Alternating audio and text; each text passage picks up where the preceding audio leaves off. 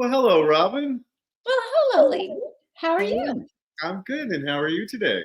I am well. I'm well. It is breezy and cool and not 100 degrees now. It's I nice. know, right? Right. So, typically, what I do is, with new guests, is I ask you to introduce yourself and explain your background. And I know the audience is going to be like, "Huh? What is this one about?" But we'll dial it back in, as the conversation goes. So, why don't you go ahead and introduce yourself and tell us a little bit about your background? Um, I'm Robin Roy, and I am a dog trainer. I'm a positive dog trainer, which means we try to find the good instead of saying no all the time. Um, and I've been doing it for a very long time. 25 years. Sometimes it was part time, sometimes it was full time. It's been full time for a long time now. Um, and my dog is now grunting at me. I have an assistant. Hold on. Come here, baby. Ah, this assistant. The senior dog likes to be part of Oh, everything. Tanner. Hey, hi, Tanner. So he sits Hi. on my lap, and sometimes he's actually useful, but for now, he's just going to stop Hello. grunting. And here's my assistant, the star of the show, Poe. Hello, And Popo. Hi, Tito. You want to come up too? I know. Come on, TD. Come on. You can come up. Oh, they decided they want to play instead. So, So I do group classes, I do one-on-one training, I do behavioral problems, I do some work with agility, with competitive obedience, with some nose work stuff. And a lot of what I do is service dog training now. But I think we are here because I do some nosework stuff, and Tanner actually is my senior nosework star. That's how we first got started with nosework. He doesn't hear anymore. Hello, Cheeto. He doesn't hear anymore, and he sees sort of. I think he needs reading glasses. It's that mid-range that he can't, like, you go to give him a treat and he can't find it. So his ears aren't so great, and his eyes are not so great, but his nose is amazing. So we started doing some nose work formally, and he's not going to go do search and rescue anytime soon, but we do it for fun. And he's not even going to compete because he's 14 and a half, and I work on the weekends, and all the trials are on the weekends. But we really learned to respect the nose in the process. nice. Very cool. So, how I met Robin was yeah, a very sad time in my life. Pauline was going through a relapse of cancer, and Poe was her emotional support dog. That's why we got him. And those two were joined at the hip. So Pauline took off to Mexico for 3 or 4 months, doing some alternative treatments down there. Then she came back for a day or two, packed up some stuff, and then went down to Laguna Beach to do more follow up. And it was at that point where she gave me Robin's number and said, "Look, you're going to have to start dealing with him because I don't know what's going to happen."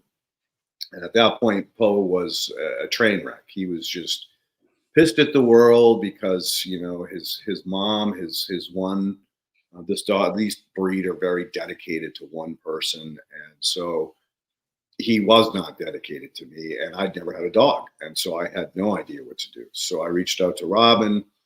She came over for a consult, and I was really impressed with the way you started. You didn't just come to the house; you had me meet you out on the sidewalk, so it was neutral territory, which I didn't understand at the time is really important. And so she evaluated him. She saw his ticks. She noticed his trigger point, or he has a trigger. So sometimes he just goes crazy. And I explained to her that the original vet that Pauline went to indicated that he was going to go blind, and so that was another whole thing with me. I was like, "Oh my God, what am I going to do with a blind dog?" He's already struggling to find his food. So she sent me off to a dog ophthalmologist, which I was like, "What? There's a thing?" And the dog ophthalmologist came back and said, yes, his left eye never fully developed, but his right eye is fine. So I don't think he's ever going to lose his vision. But you have to understand that he's not seeing anything in his left eye. At best, he may be able to tell if something gets in the way of the light. In other words, a shadow crosses across him. So that was a big help in understanding why he would just freak out on people, because if they came in on his left side, he couldn't tell they were there. So that was the first big mystery. Then I told her about, well, at this point, you were privately training me, how to deal with a dog. And the second problem I brought to her attention was that he couldn't find his food. Like, I had to literally put him in front of his food so that he could find it. And I think at this point, Robin, I'm almost willing to bet that maybe his whole left side nose doesn't work. And maybe that whole side of his head never fully developed inside his mother. Yeah, Because, never thought of that. Yeah. So that's when we started nose work, and nose work was an amazing thing in helping him to find food and to find snacks. Now with Cheeto, who's 100%, this dog is crazy. He's on it before Poe can get to it. So it's helped tremendously, but it still indicates that there's something wrong with Poe. So moving on, during the training, Poe started bringing me these round black rocks. And when I saw them, I looked at them closely and I was like, ooh, that's coal tar, which is a catch-all phrase for hydrocarbon. At which point I started talking to my neighbor about this area where I live. And at one point, this was all derricks up and down the coast. And they were drilling. And when they wildcat a drill, like you see in the old movies, the oil blows out the top and spills on the ground. And they essentially just bulldoze it up into a pile and bury it. So all along this part of the coast is basically a petroleum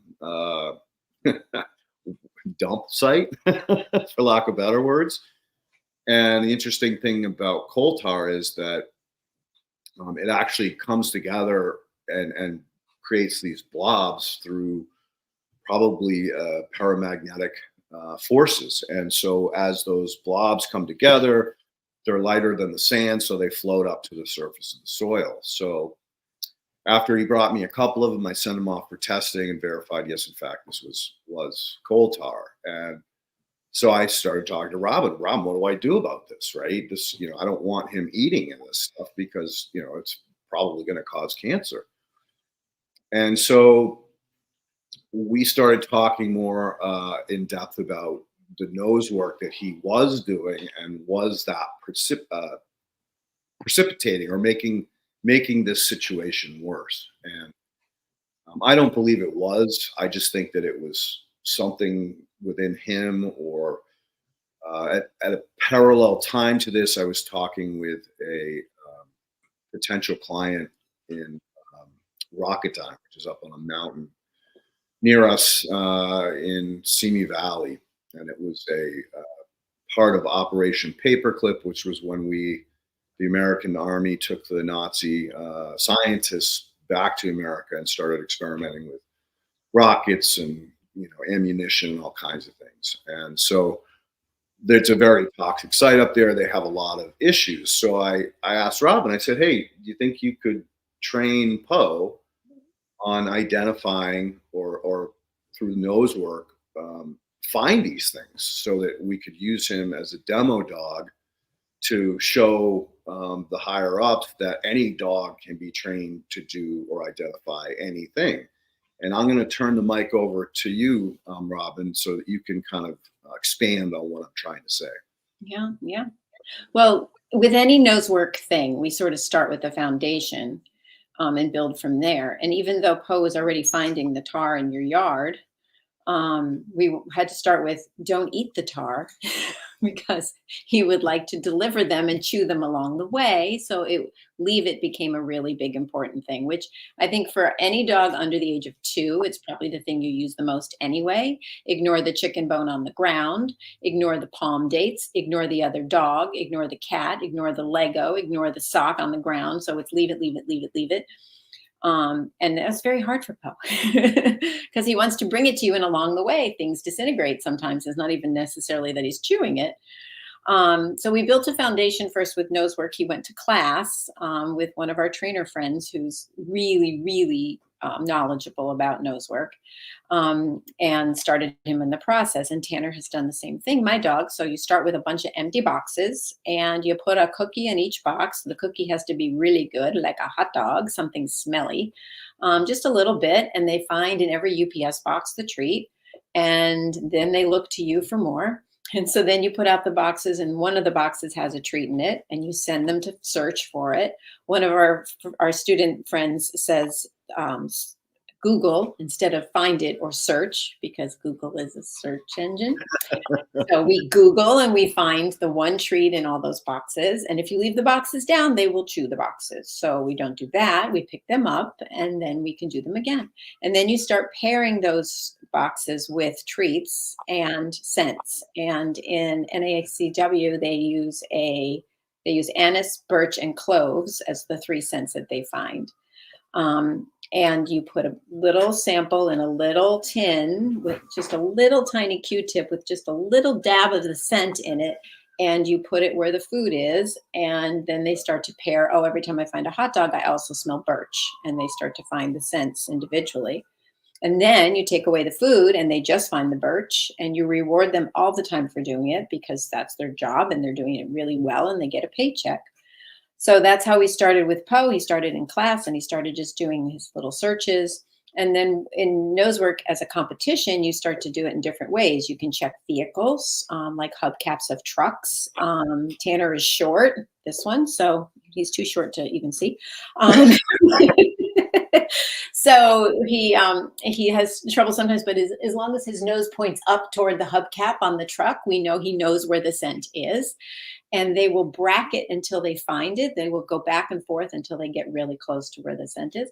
We do it in boxes. We call them container searches. We do trucks. We do outdoor searches and thresholds where there's just a little tube of something in the crack of a sidewalk and they find it, because they are amazing. And our noses stink. I actually am pretty good at finding birch myself. I don't know what it is about birch, but I can often smell it myself. But most humans don't have a dog's nose. I kind of have a dog's nose.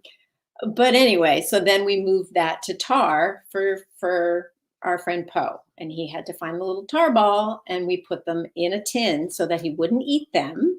And he knows now he goes to the tar ball, he finds it, and he lies down immediately. Like that's where this is where you're supposed to just like go out in the field, find it, and lie down and not touch it.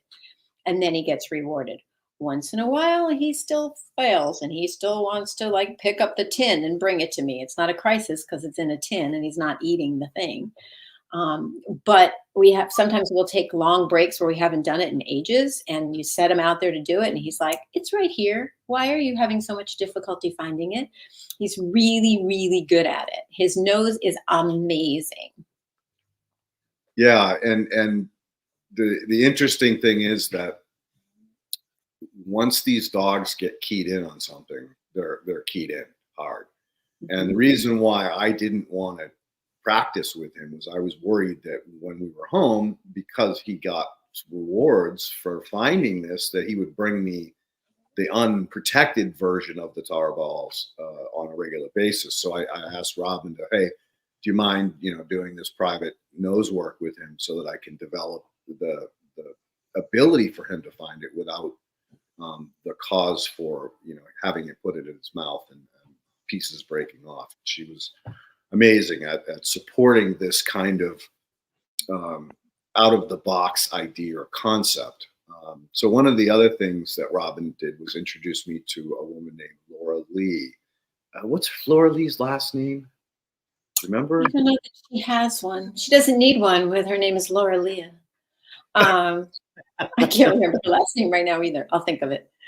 Okay. So I think she's nationally renowned, right? I mean, she's a big deal. Yeah. Yeah, she's a very big deal. And so I wanted to, have her kind of, I think what she calls evaluate Poe as, getting him to the next level of nose work. And I went to her home a couple of times, where we did a one-on-one. She interviewed Poe, she evaluated him, and basically came back and said, I don't think he's up for a working dog.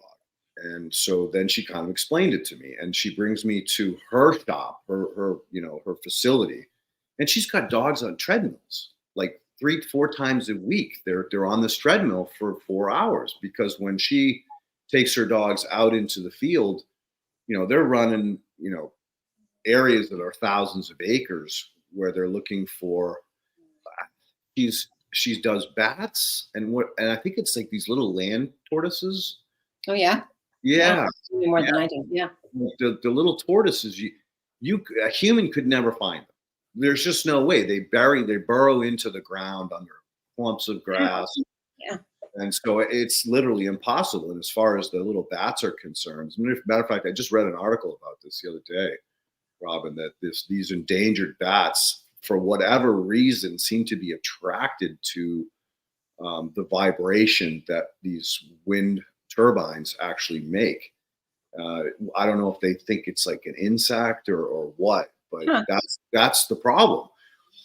So anyway, she evaluated him and said, yeah, he's obviously pretty keen on nose work, but I don't think he's ready to be a working dog, the way he is. And I agreed. When I started thinking about it, I don't want him to be out, for 7 days out in camping out in thousands of acres, running around trying to identify, these toxins.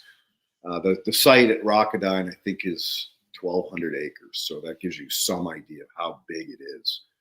And so, needless to say, I basically didn't part ways with her. We still communicate once in a while, but decided that was not a good avenue for Poe to continue. But that being said, I wanted Robin to continue the training, so that when I do get the opportunity to pitch the higher ups at Rockadine, that I have a demonstration dog. I can say, look, he's been trying to find this coal tar. If we were to go forward, I would hire Laura Lee and probably Robin as a backup to train on a specific compound, whatever that was. I mean, there are multiple compounds up there that desperately need to be cleaned up. So we could just pick the hazardous one, and then start the training process.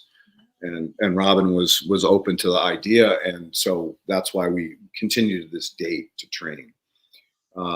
So, Robin, let's talk a little bit more about the understanding of how their nose works, because this was really amazing when I think it was a paper you sent me or something, or a video that explained how the dog's nose work. Yeah, there is. I'm going to send you a link at the end of this. We can give you the link for the video. There's a 4-minute TED Talk that's about noses. And for most humans, 4 minutes we can do. Most dogs, we can do 4 minutes of anything. And it explains very concisely everything about dogs' nose. I mean, everything we need to know about dogs' noses, which are just designed so differently than ours. They have about, I don't know how you count millions of olfactory receptors, but they have about 600 million receptors in their nose, and we have 5. No, I have the numbers wrong. 305. As I always say, 60 times. We have 60 times less. They have 60 times more receptors in their nose than we have. So that's 305. Yeah, we have 5. They have 300. I hate math. So it's incredibly different. Their noses are designed physically different, obviously, but they smell one nostril at a time, which we tend to not do so much. And they have the little curve to them, so the scent can go in and out, and they breathe through one part of their nose and they detect scent through another part of their nose. The noses are moist so that they can absorb the scent better. They have a giant olfactory system in their brain. When you look at their brain, they have a good portion of it is olfactory. Ours is this little puny thing that doesn't do anything. Even the design of some dogs' noses, where it has like an L shape, it has a stop. Right, Cheeto? Cheeto doesn't like when I talk about his anatomy. There's the way their nose is designed to hold the scent a little bit so they can evaluate it. It's sort of incredible. They can detect hormones, which would be really useful if only humans could do this too. Not just to find, dog mates, but also to detect good, bad, friendly, not friendly animals. When a dog sees another dog and all of a sudden your dog, who is perfectly nice, freaks out, sometimes it's because they detect the hormones that those dogs are giving off, and they know that they're not friendly. They can, smell the cancer in someone's knee far before a doctor even knows to look there.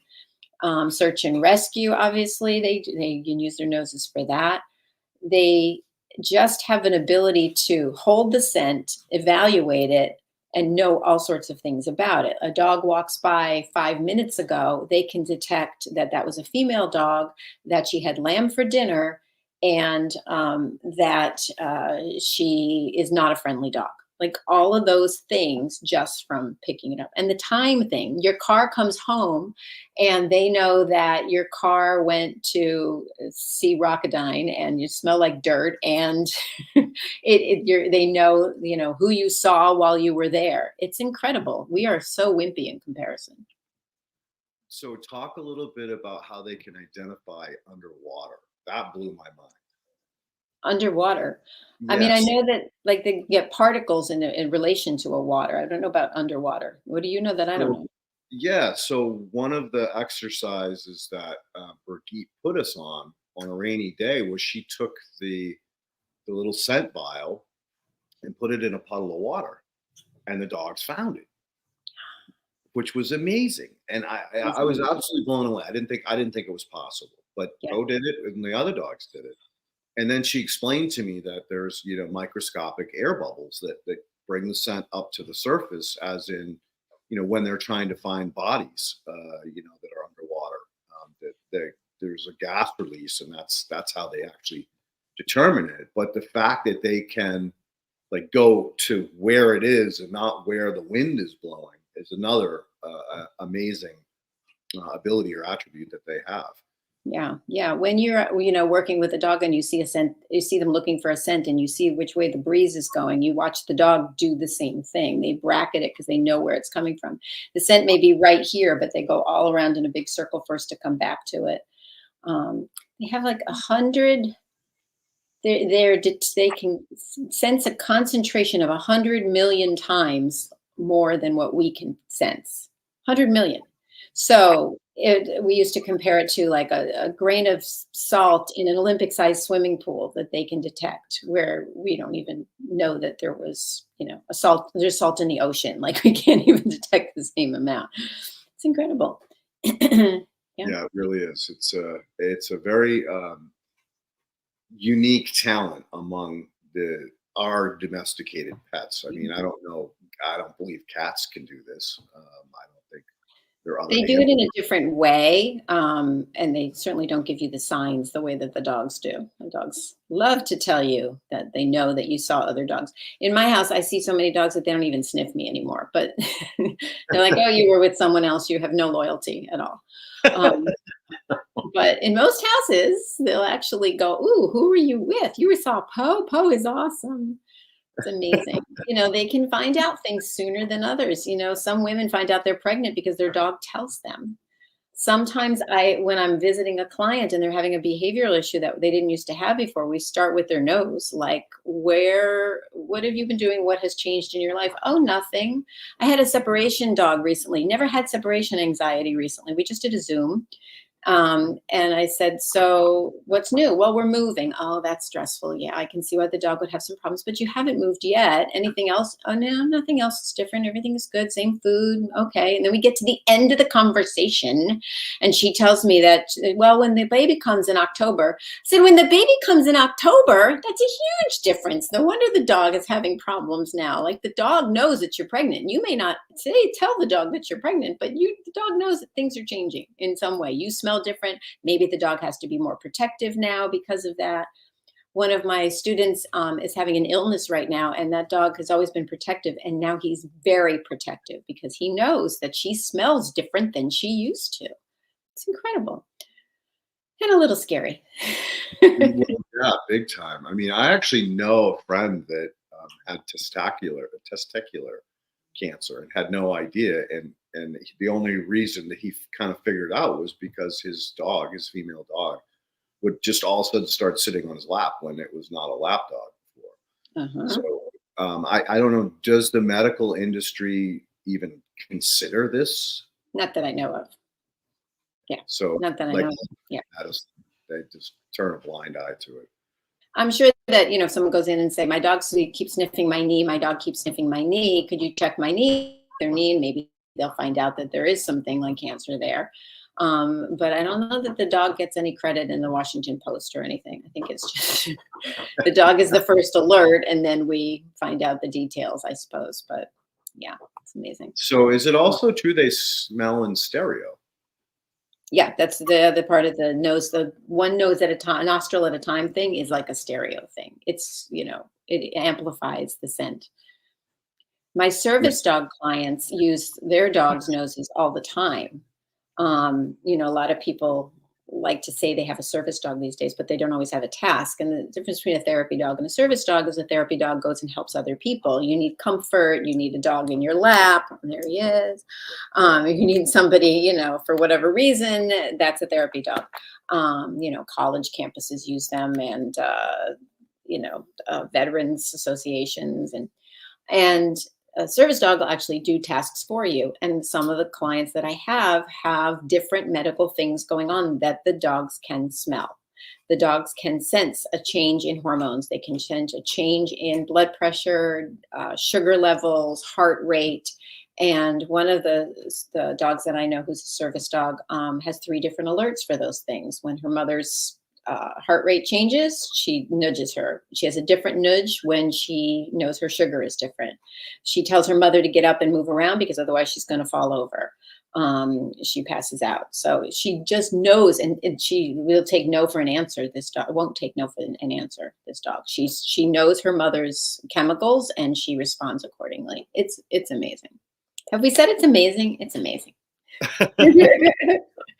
So sometimes it's just tapping into that. If somebody has epilepsy, what we do is we usually will like freeze a couple samples when they've had a seizure, whether they sweat or there's a saliva thing. You take a Q-tip, you swab them, or a clean piece of gauze is even better because it's bigger. You put it in a freezer bag with the dog's with the date and the date and time that it happened. You put it in the freezer, and then we use that later to show the dog, this is what you're looking for. You're looking for this to predict that the woman is going to have a seizure. And the dogs can totally alert to that. It's And amazing. I think you have another client that you're working with that's can't hear. She's deaf, I believe. Yeah. Yeah, Can yeah. you talk a little bit more about that? Because that's just like amazing that this Yeah. jog triggered. It's really useful. In some ways it's a simpler service dog than a lot of what the tasks are that we ask them to do. So what I'm teaching her right now is just, she first had to learn to touch. She's not even 7 months old. She had to touch my hand just on cue. So every time I say touch, you touch my hand. And now we're doing it when we say her mother's name, and then I put my hand out, she touches it. And now I just will say her mother's name and stand perfectly still, and she touches my hand. The point being, when someone calls her mother has no idea that somebody's saying her name, the dog will nudge her. And eventually we'd like her to nudge her for if the baby is screaming, because she has a toddler, if anyone is screaming, if the fire alarm goes off, if the phone, rings, there are all sorts of other ways that people with a hearing impairment, know these things, but it's very straightforward when the dog just says, hey, the phone is ringing, do something about it. And a lot of it is just nudging with her nose. Of course, it's using her nose to nudge, not to smell. She doesn't need to smell for the hearing person, but she's learning. She's a little slow learning, but she's learning. And she's a little shy of humans. For a service dog, that's actually a really good thing because everybody wants to pet the service dog. One of my clients had a dog. She was at a restaurant. She had all the dog's gear on, saying she's a service dog. She absolutely uses her as a service dog all the time. The dog was working. She brings her to the potty area. The dog is literally peeing with her service gear on. And some woman comes up and starts to pet her. She said, I know that I'm not supposed to pet her, but I can't help it. Well, yes, you can. You're a human being. Walk away. Leave her alone. Let her pee, first of all. And second of all, she is working. They're not that distracted when someone pets them. They understand that humans are dodos. But let her do her job. So this one with the woman who's hearing impaired, it'll actually be okay because she doesn't want you to touch her anyway. She kind of backs off from strangers, and that's fine. She loves her parents, and that's all that matters. So why is it important that people don't interact with service dogs? That's a good point. I mean, they really could get distracted, and they shouldn't be. Um, Depending what they're doing. Some dogs are actually bracing their human. They have a handle on the back, and the human uses them to hold on to. Certainly, guide dogs for the blind, they're leading them places. A hearing alert dog has to pay attention to sound, so her mother, knows that there's a car coming that she didn't hear was coming. They have to pay attention, and our distracting them isn't helping anybody. Just leave them alone. And not every dog wants to be petted anyway. So it's more about minimizing the dog to distraction than it Mhm. is about the training or the ability for it to affect the training. Yeah, Like, yeah, they're already trained most of the time by the time they're wearing their gear. So we have some that say, haven't heard that term in a long time, dodo, it said on the screen. That's funny. Um, we um, we have a lot of service dogs that say in training on them, and they're still not supposed to be petted, but it depends on the human. If they're not doing a job that matters in that detailed way, then they let them do it. But there's no reason to. My own dog doesn't really want strangers being coming up and petting him. If he knows you, he can't get enough of you. But if he doesn't know you, he thinks he's supposed to be protecting me. Um, so he would rather the strangers get introduced first, and then he's fine with it.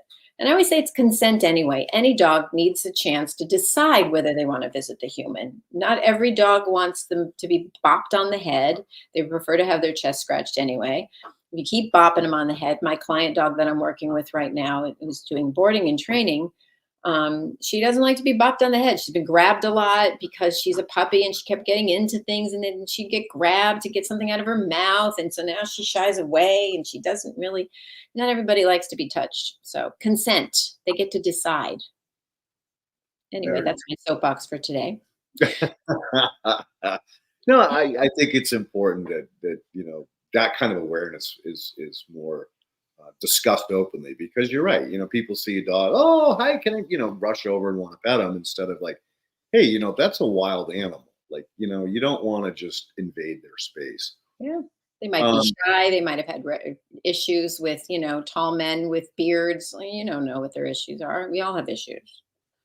yeah, that's a great point, because like Poe today was with me getting set up at the seed event for tomorrow. And Eric walked up with a hat on, and I'd forgotten about what you told me, that you be careful because there's certain things that people wear that can also trigger the dog in a way that's not good. And so that was like, oh, that's right, the hat. And I'm like, Eric, can you take off the hat? And he's like, no, put Poe in the car, because he didn't want to get sunburned. Just I'm like, deal with it, Poe. yeah, right, right. So Poe sat in the car Yeah, for half an hour. dark colors, different scents that the humans are. I wear no perfume or cologne. Dogs don't want me to smell like roses. They want me to smell like a human. I started a new class yesterday with dogs I don't know at all. And I went over to one of the women with her dog, and the dog was all over me. And she's like, oh, he likes you. I'm so relieved. I said, really? Does he have a problem with humans? And she said, oh, yeah, he always has problems with humans. Like, well, that would have been nice to know before I walked over to you, but okay. I smell like dogs. I have hot dogs in my pouch. I'm not so bad.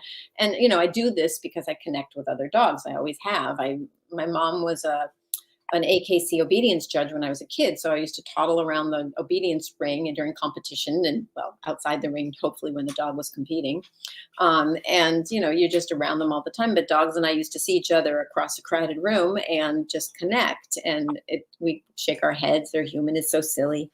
But there's always been a connection. But one of my assistants, for instance, like wears a lot of black. She just always does. And I'll go over to a dog and say hi to it and get a nice greeting out of it. And then I'll send her to do it. And sometimes the dog will bark at her.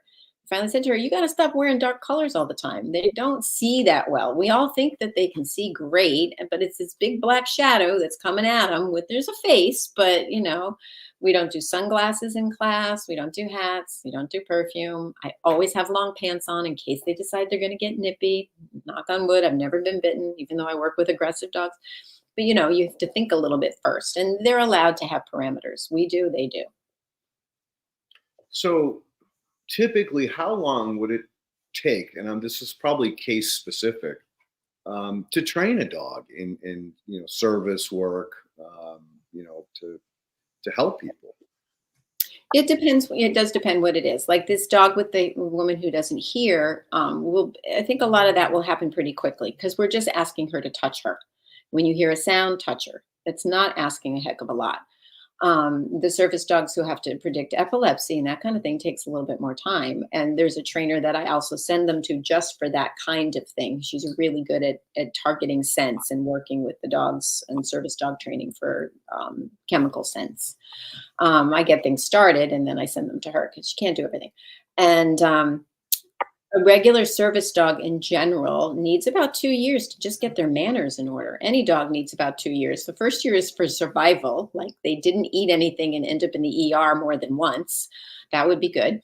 And then the second year, they really get their manners down. Cheeto is now getting old enough where he's now getting his manners down. When they're 6 months old, people have these high expectations. And yes, you don't want your dog to drag you down the street when they're older than that, but they can only handle so much when they're, just baby dogs.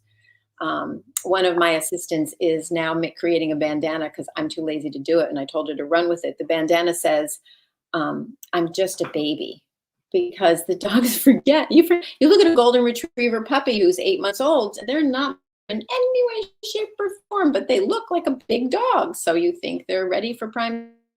We have our expectations and they're too high.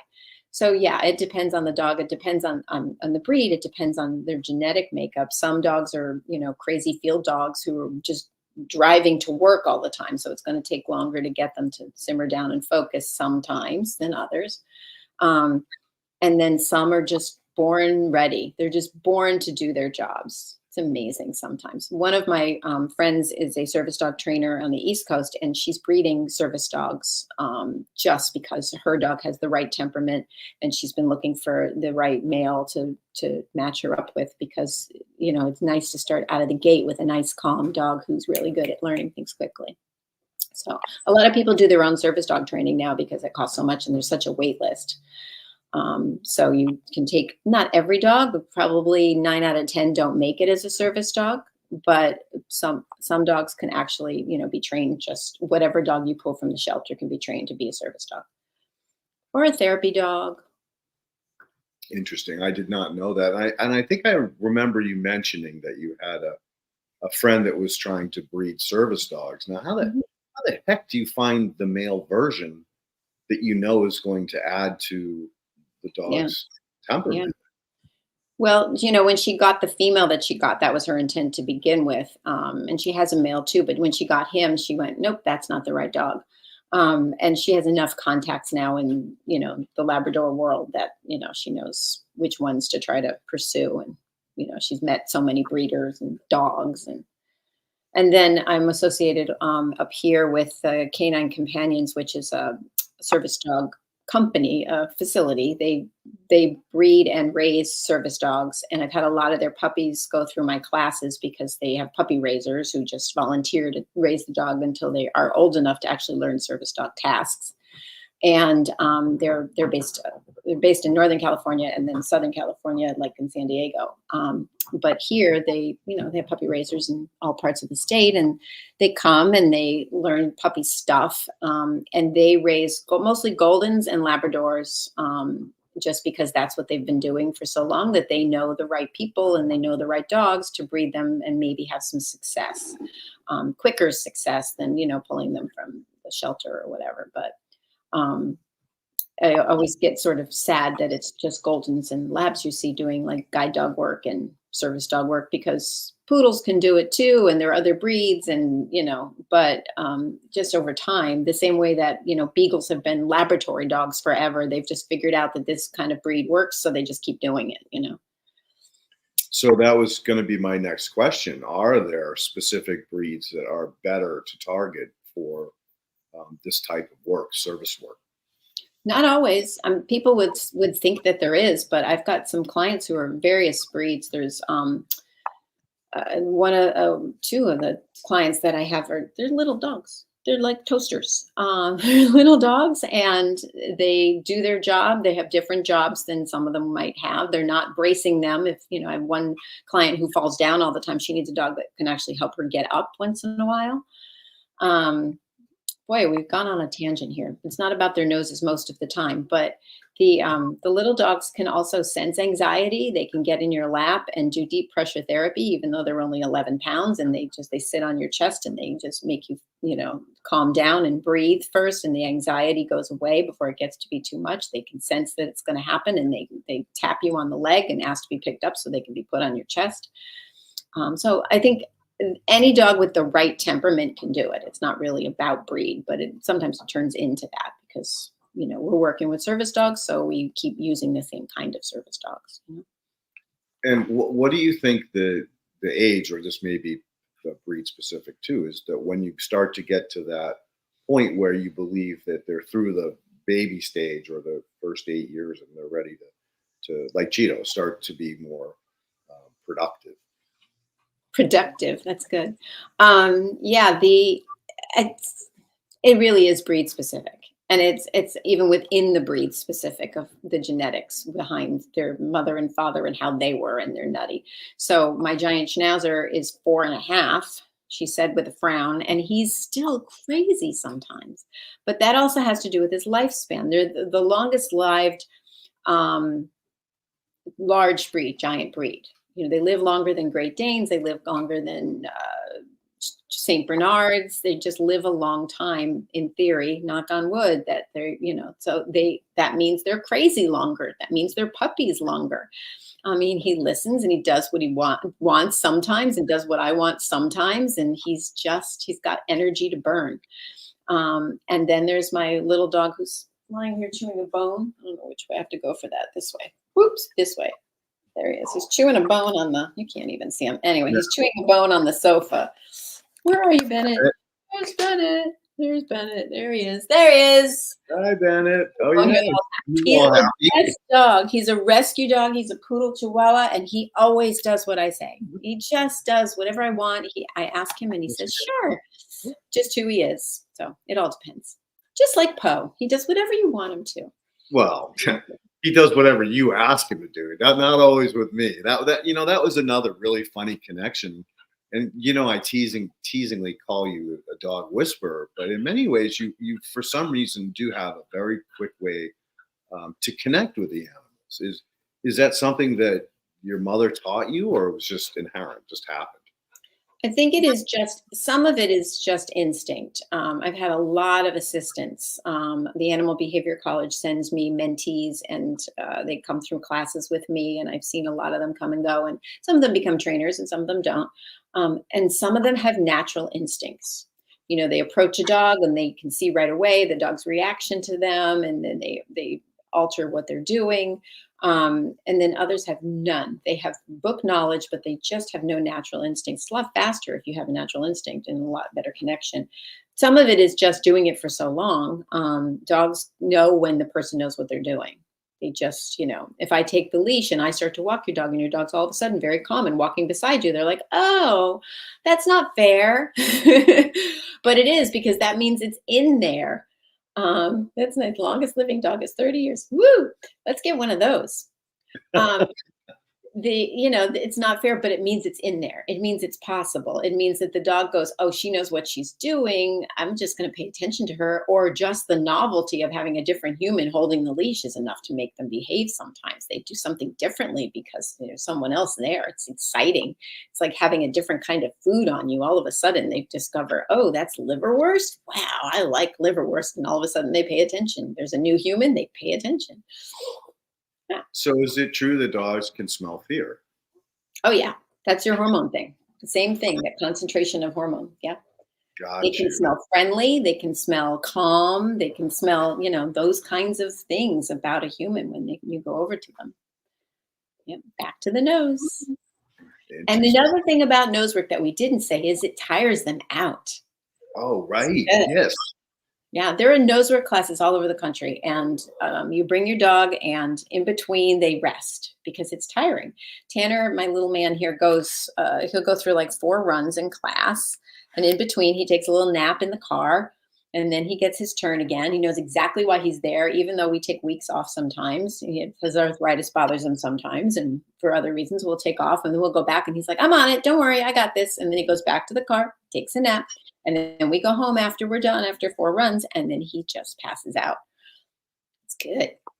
Yeah, I've noticed that too with Poe. He would fall asleep on the way home, but why? I mean, it's not like they're super exercising. Nope, they're exercising their brain and their nose, and it's like you on the computer for hours on end. That's their computer. They're evaluating all the information, and it's tiring. It's good. We like Yeah, tired. Brigitte used to say, "Oh, just stop. He's thinking," right? Like they're reasoning with the situation, Mhm. like solving a puzzle. Yeah. So, can you kind of expand on that? I mean, Yeah, I that's mean, I'd love to know really what's in their head. None of us is really in their head, but is Tanner going over to the hubcap on the truck going, "Huh, think that might be birch over here." It's not. No, I know it's not in the hubcap. Was it anise I'm smelling? No, it's birch. It's birch I'm looking for. Is it on the tire? No, it's not on the tire. No, I think it's in the hubcap. Maybe it's right here. And then he looks at you for confirmation, and you go, "Yeah, it's there. Here's a hot dog." I think that's just the bracketing and the puzzle figuring out. When beyond that, I don't know. If they're scenting something else like another dog. In my classes, we all bring a mat to class, and then we let each dog sniff each other's mat. And the reason to do that is, they want to get near the other dogs, and they want to know more about those other dogs. And they can smell something from a mile away. They literally have such distance with their noses. It's incredible. But if you can get your nose into that towel that dog's been sitting on, you get all this information. And then you don't need to sit in the dog's butt after all. You don't have to go sniff their butt or sniff their nose. You got it off the blanket. You've got some data, and then you can move on with your life. So they kind of get to know each other without getting to know each other. Um, all that data is like, oh, that dog had lamb for dinner, and she's spayed, and her name is Molly. No, I don't know. Their names, but and I always wondered why you did the mat sniff thing. That makes so much sense. yeah, That was they like when you told me dogs, they call it P mail. Oh yeah, everybody calls it P-mail. But that's a lot of data. Like you go by the right tree at the right time and your dog wants to sniff there. It's important to let them sniff too. On my walks, we don't sniff very much. I'm all about like we got to keep moving and we've got things to do. But then sometimes we go on sniffaries. That's also not my term. All the trainers use it. I'll put them on a long 30-foot leash and let them smell around the park and just get information that they can in that park.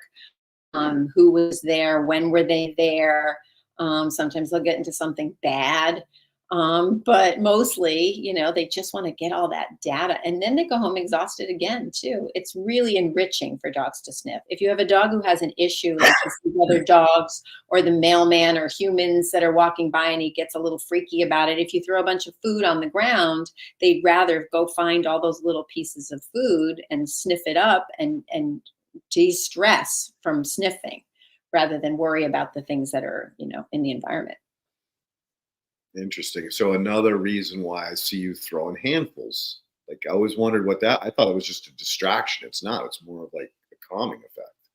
Yeah, it's both. Yeah. It's a distraction too. Stop barking. Here, eat this. And also, like you get other data. And even when we do the mat swapping, when we walk the dog from one mat to another, they're sniffing on the way. They're sniffing the area, the park that we're in or whatever. And that's just really exciting. I think most dogs go home from any sort of class tired, no matter what kind of class. But if they get to use their noses, Which doesn't make sense. I mean, agility. Yeah, I get it. The what is the other one that you do? rally. Rally. Yeah. That I understand, but again, the nose work. It's not like you're not jumping, running. You're just going from scent to scent. It's But mental. Well, obedience too, just regular obedience, having your dog sit down and come and stay, all of that also tires out their head. It's really good to tire out their brain more than yeah, physically. The first trainer I ever worked with said 20 minutes of obedience training is like a mile of walking. I Interesting. mean, it's tiring in a different way. I was going to say something else about the nose thing. I don't know what it was now. Lost my train of thought. Some dogs are not into their food. Sometimes I think that's because it doesn't smell interesting.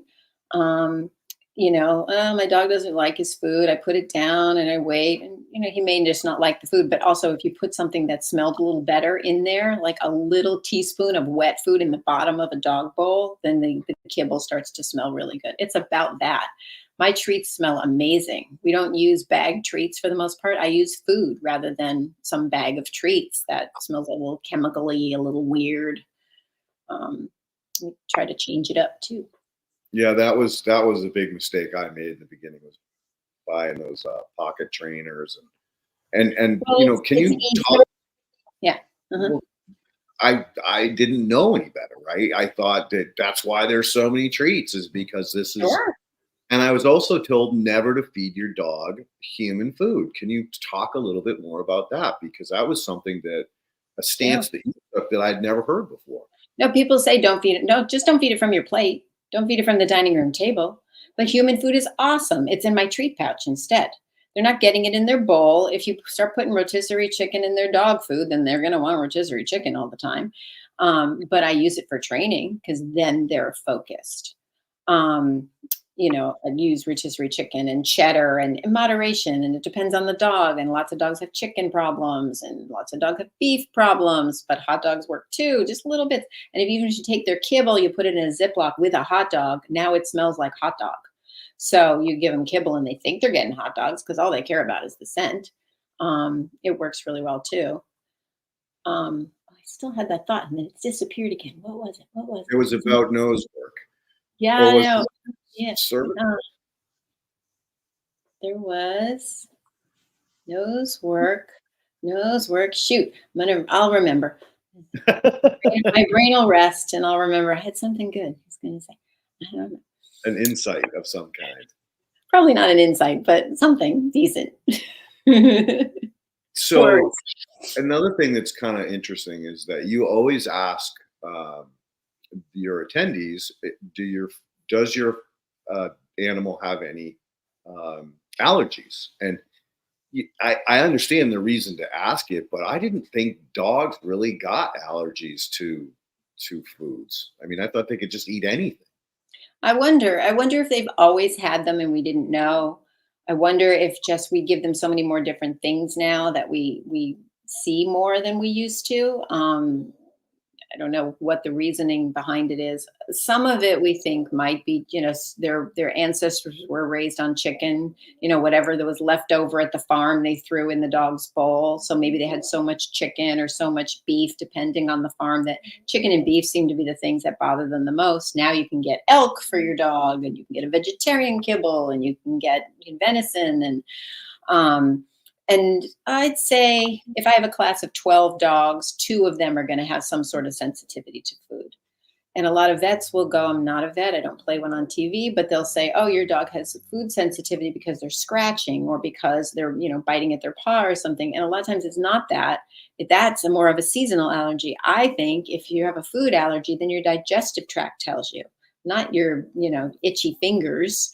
If they're throwing up or they're not eating or they have bad stools, then I think that's more of a food sensitivity. And sometimes you just do a test and you take away the chicken and you find out, yeah, that was chicken that was giving him problems. So a lot of dogs with chicken for some reason. But then if I bring it to my dogs, they're super happy. They like rotisserie. I'm vegan. It's all disgusting. But the rotisserie chicken for dogs is really popular.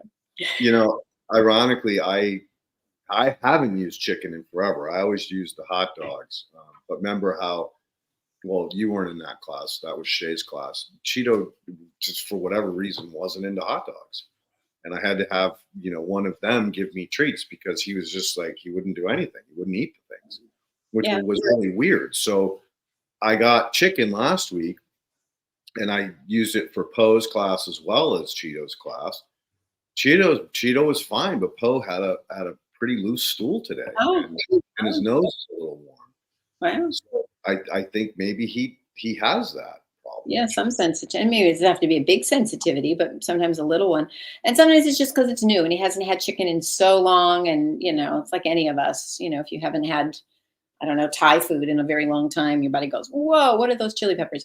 I mean, moderation with everything. I always have 3 or 4 different kinds of food on me just because, it's boring for primarily. My dogs like to, that's what it was I was going to say. I told you I would remember. My dogs like to focus. And if you have something different, they focus better. I'm amazing at finding new things. Chicken meatballs from the freezer, all pre-cooked. You just nuke them and go. We can find a lot of different things that they love. The thing that I was going to say that was so brilliant that I forgot to say is that I thought before I was doing nose work, I thought it might be, oh, how could it be a good thing? I'm teaching my dog to put his nose on the ground and sniff. I'm trying to get my dog's nose off the ground so that we can walk and he focuses on me instead of the ground and, eating things off the grass or whatever. And what I learned is just from doing it, you're using his powers for good, right? So he gets that out and he does his nose work. He knows he's on nose work. A lot of times, like in class, people have different. One trainer uses a bandana on her dog. Most of them have different collars for when they do this. We do the same in agility. They have a different collar that we take off so that they don't catch it on the equipment. You have different equipment. It tells them what their job is.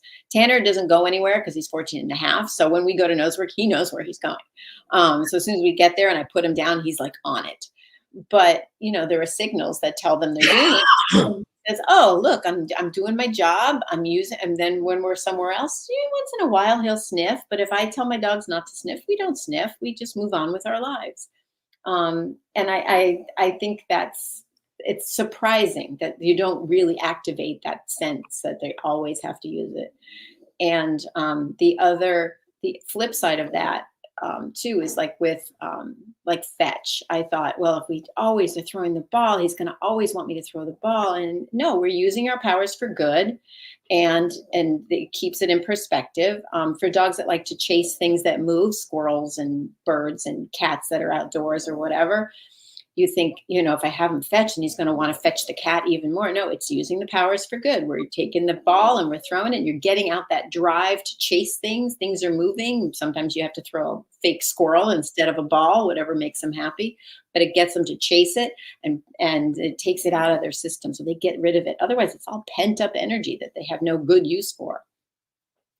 That is really interesting, and with Cheeto, I told you when we got him, he didn't know how to play. He still doesn't really know how to play. Cheeto. I know. And like he'll see me throw pose football or that. I think I told you that thing that's been traveling in my car for 2 years. I brought it out, gave it to Cheeto, and he started flipping it around and Poe grabbed it and won't give it back to him. So, brothers, right? But bottom line is that when Cheeto sees a cat, he goes freaking ballistic. And I never put 2 and 2 together because he doesn't know how to chase things. He doesn't understand that importance for him to play, to get that out of him. Yeah. I mean, and he only sees cats outdoors too. Because Cheeto's been in my house and he didn't care about the cats because my cats are cool. They're used to dogs. They don't go running across a lawn. There's less, like the crows that are out there, they're moving, they're wild. They know like somehow that this is a domesticated cat who's used to dogs and whatever. They just go, whatever. It's good. Interesting. So in other words, they prevent themselves from being targeted just by them being cool and not, emitting these fear hormones. I don't know that my cats know that they could be targeted. I've had them since they were kittens. They were raised with dogs. They've only had good experiences. I mean, you'd like to think it's a natural instinct that's still in there if need be, but I don't know. If they ever got outside in the world, they'd probably go, hey, dog. I don't know. Yeah. So how would you Mm-hmm. how would you recommend me to teach Cheeto how to play? Yeah. You got to find the right thing for him. This is a good challenge. Sometimes dogs prefer like a teaser, like a cat teaser, a pole or a string with something on the end of it that you can move around. Depending, if we knew his DNA, we could figure out if he's, a terrier kind of chase a thing on the ground kind of dog. But by process of elimination, you can figure it out. Some dogs like things on the ground to move around, even a rope toy. Sometimes they'll chase that. Sometimes you have to be more fun. Look at this ball. Woo. I'm trying not to be too fun or I'll wake everyone up. Um, woo, look at this ball. Look at this. Look at this. You can get it. You can get it. Where's Sterling? Is he in the other room? Yeah, he's in the other room. But I've got my board and train dog is lying on the ground asleep. And that's sort of a miracle. The last time I was on a Zoom call, she was squeaking toys the entire time. She has separation anxiety though, so I can't do anything else. She has to be here. So the fact that she's quiet. So anyway, if you're really fun and you make the ball fun and you make it squeak and then you just toss it like a half an inch, sometimes they'll do it. Or you stuff it in his face and you make him go after it. He starts to think, oh, that was super fun. And then you reward parts of it if you need to. If you're wearing treats, those for some dogs, they get too distracted by that and they don't get into the play as much. There's something that he wants to do. Everybody's toy driven when we figure it out. People like to say my dog isn't food motivated or toy motivated, but they are. We just haven't figured out which thing yet. Got you. And the old cliche, is there a point in time that you can't teach an old dog new tricks? If it's an old human, maybe. I'm pretty sure you can't train a husband after 50. I think you got to just give that one up. But with dogs, anytime you really can. I mean, you have to work with disabilities sometimes, like teaching Tanner something new now that he can't hear and he only sees so. It's a little more challenging, but that's 14 and a half. That's very different. I've got a 9-year-old dog in one of my classes now, learning everything. Sometimes the learning process is a little slower because they're learning how to learn. You know, it was a new rescue, had no idea that he was supposed to learn anything. And who cares if they do? As long as they're happy, that's all that matters. But they can absolutely learn not to pee in the house. They can learn not to chew up your socks, you know, all of that. But they can do all the fancy stuff. It's all about how much time you put in. And sometimes you have to approach it a little differently. I think I have a blog post about that too. Yeah, about teaching an old dog. Did you give Ken your information, your Instagram account? Yeah, he's got stuff. Okay, Yeah. perfect. Yeah. So he can pop that up so people can check out your other information. Like that. There you go. That's what Ken does. He's awesome like that. And then somehow we got to get him a nose work link and a Alexander Horowitz's nose work TED Talk. Those two things. Put it in the private chat and I'll be able to ring it up right away. Okay. There he goes. Yep. That's what's awesome about Someone's been watching us. It's a little creepy. God is over my shoulder. Hello, God. Curtain. I'm hiding behind the curtain. Yeah. Yeah, he truly is Oz. Oh, yeah, there's the private chat. Interesting. Okay. Yes, click on the private chat, type it in there, the name of that person in the TED Talk, and then he will, while we're talking, he'll find it and then post it for other people. Great. Because it's really interesting that, you know, like we started, the concept behind them being able to identify anything for miles or, you know, yards, hundreds of yards away is just incredible. Yeah. Well, there's friggin' Sterling. Ken, go back. That big black dog. I think if he stands up, he's as tall as you, right? If he's on his hind legs, yeah, his paws go on my shoulders. Look at the size of that guy. There he is. And he's a good boy. He is a good boy. He's the kindest dog. And giant schnauzers are known for being protection dogs, but he's just very kind. Any dog who comes to my house and stays here, he's fine with them. He likes to chase the cats sometimes because it's fun. Like just all of a sudden somebody moves and he's got good reactions. But then, you know, he's always kind to them. He's kind to me, even though like he gets hollered at for things. Yes, I'm a positive trainer, but all of us raise our voice at some point. Like, would you stop leading me around the house? That's our main thing right now. Get out of the way. You don't know which room I'm going to. You just follow, but he's not. He's got to clear the paparazzi out of the way. She's coming through. She's going to the living room. Alert the media. Everyone out of the way. And yet he still puts up with me. You want to say hey, Robin? You want to say hey? There you go. There he is. There's Black and white dog. He's a good boy. He's a good boy. Yeah, he put up with getting a new brother. That's a thing, you know? Yeah, that was, that was another thing that we should probably talk about is that last winter, starting in about November, Poe got very depressed, and I didn't know what it was. And I think your rule of thumb, which is really important for people to understand, is like don't panic, right? How many times did you tell me when we first started working together, Leighton? Don't panic. It's not the end of the world. 24 hours. Calm down. Let's see what happens before you just fly off to the vet. So Poe got depressed to the point where he stopped eating his breakfast. He wouldn't go on walks. Didn't want to play anymore. And Poe likes to play. I think he needs to work. He needs to have a little job. And so I went, brought him to the vet, had all the blood work based on, you recommending, test him first. Let's make sure there's not something with his diet or his levels, his blood levels. And then, I came back and said, he's fine. What do I do? Right. And so why don't you maybe explain to people how to diagnose this when your dog is truly depressed? Because I didn't think it could happen.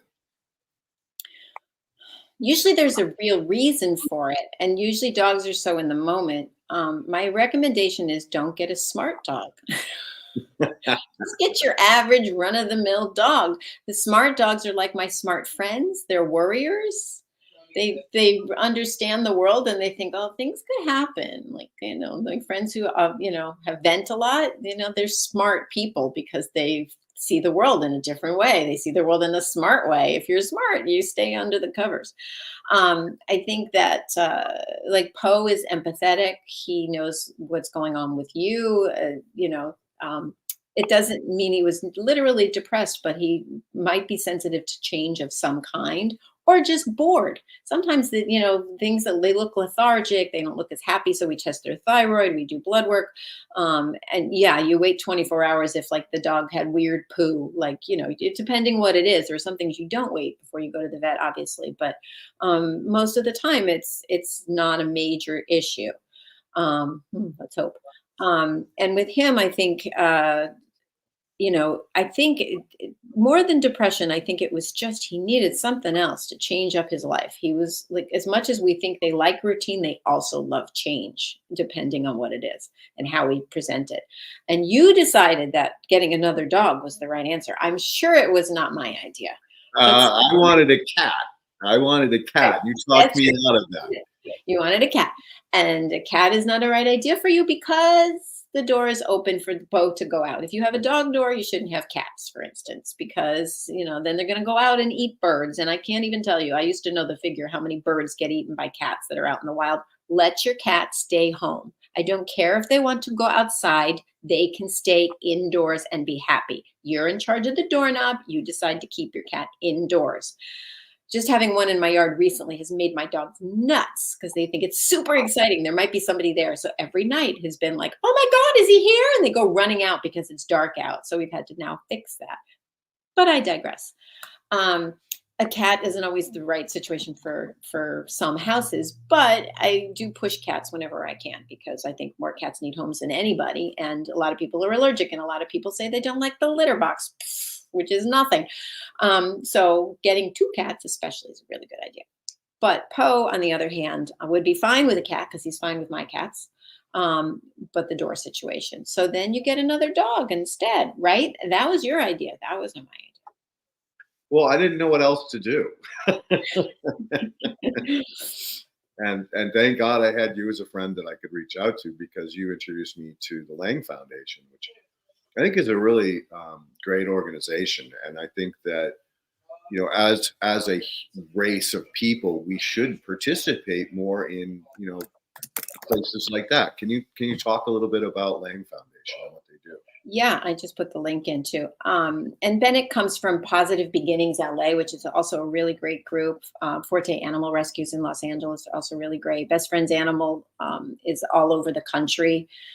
Best Friends is a really great group. So many groups, so many rescues. And the funny thing is I've had 2 of my friends recently wanted another dog, and it was they were like, I just presented Leighton with a dog. I presented this other friend with a dog. And I was like, oh, look, there's this one. But I didn't look very hard. And I didn't look very long. And you were both like, okay, I'll take it. Like, what if you don't even like this dog in person? You might not even there's lots of dogs in the world. You could go to a different shelter. You don't have to go to Lang Foundation. And you're like, no, he'll do. And it is as simple as that sometimes. Like, he'll do. He was a puppy.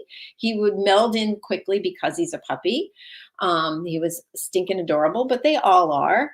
And so you brought him home and it was fine.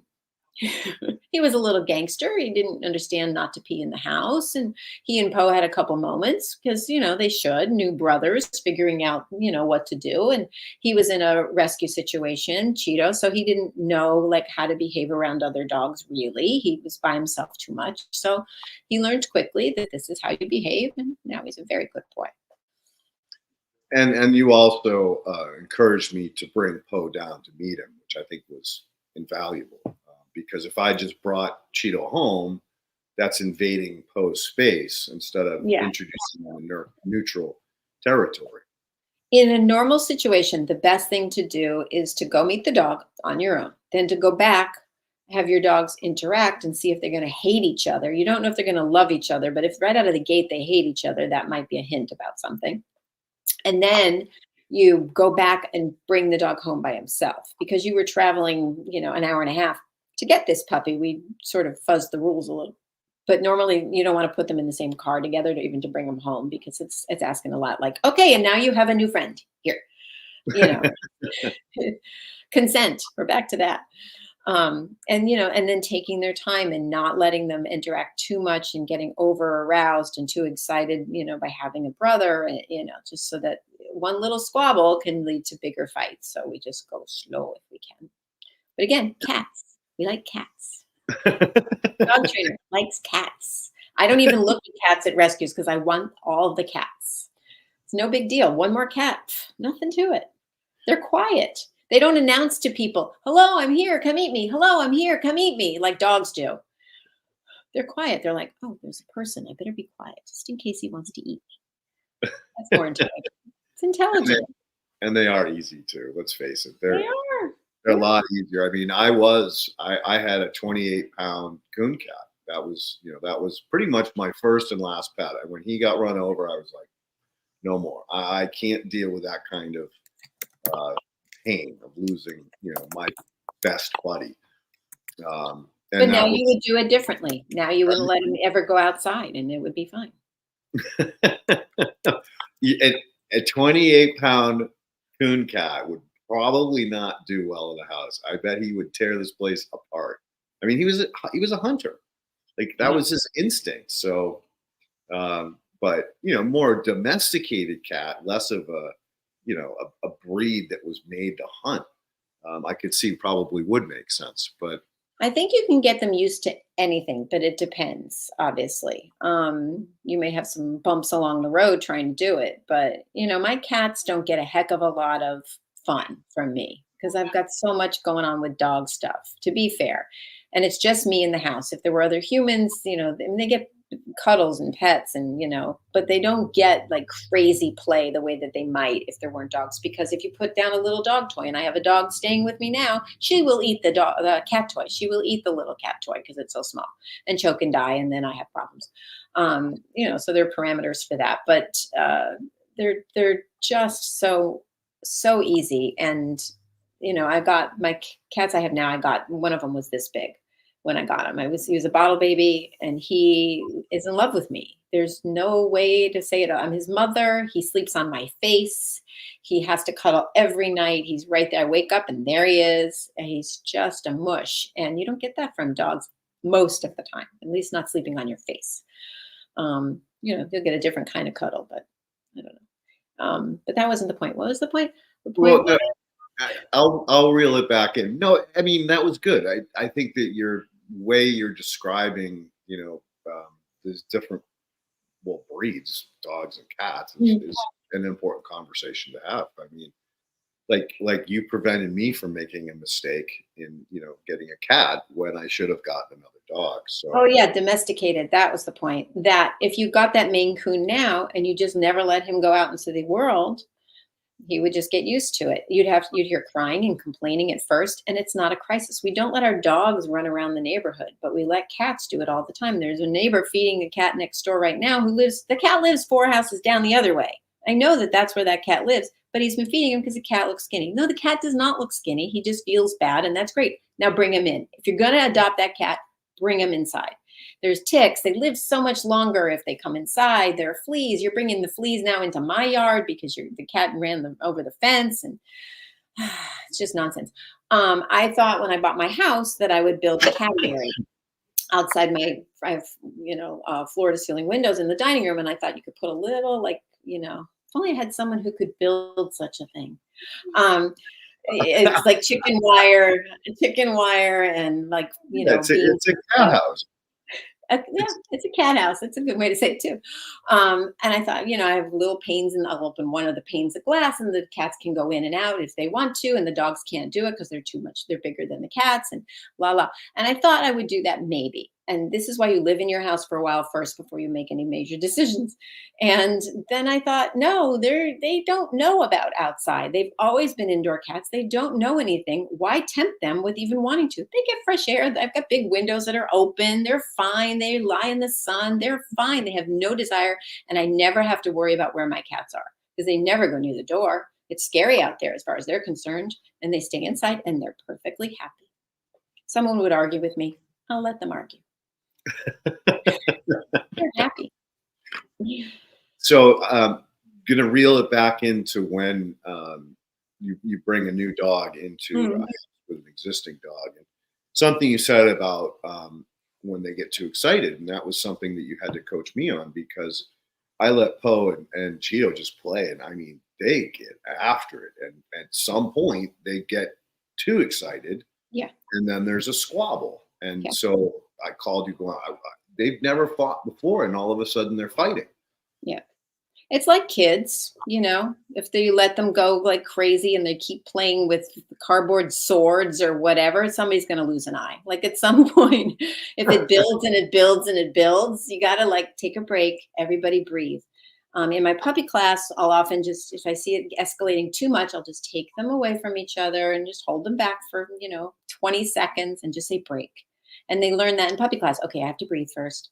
And eventually older dogs tend to learn that anyway. They go, okay, we need a break now. My dogs have play dates all the time in my yard, and you'll see them do nothing all of a sudden. I'm like, okay, she's here to play with you. Would you please get off your butt and start playing again? But they're breathing. They're taking a break. They give themselves natural breaks. But new relationships, they don't give themselves breaks. Maybe there's a human connection there too. Maybe people in human relationships need to breathe once in a while and not overdo it.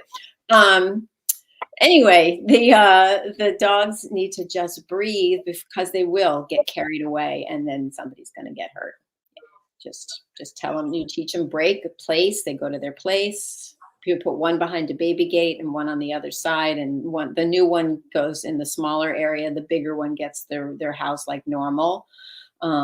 If you had cats and you were introducing a dog, you let the cats have the freedom. The dog stays in a smaller kitchen area with a baby gate, and the cat decides when the cat's going to jump over the gate or not to see the new dog, just for safety reasons. Good fences make good neighbors, and I think it's true of dogs. That's a new one. I haven't said that one before, but I think it's true of dogs as well. You put up a baby gate and you get some really, calmer behavior.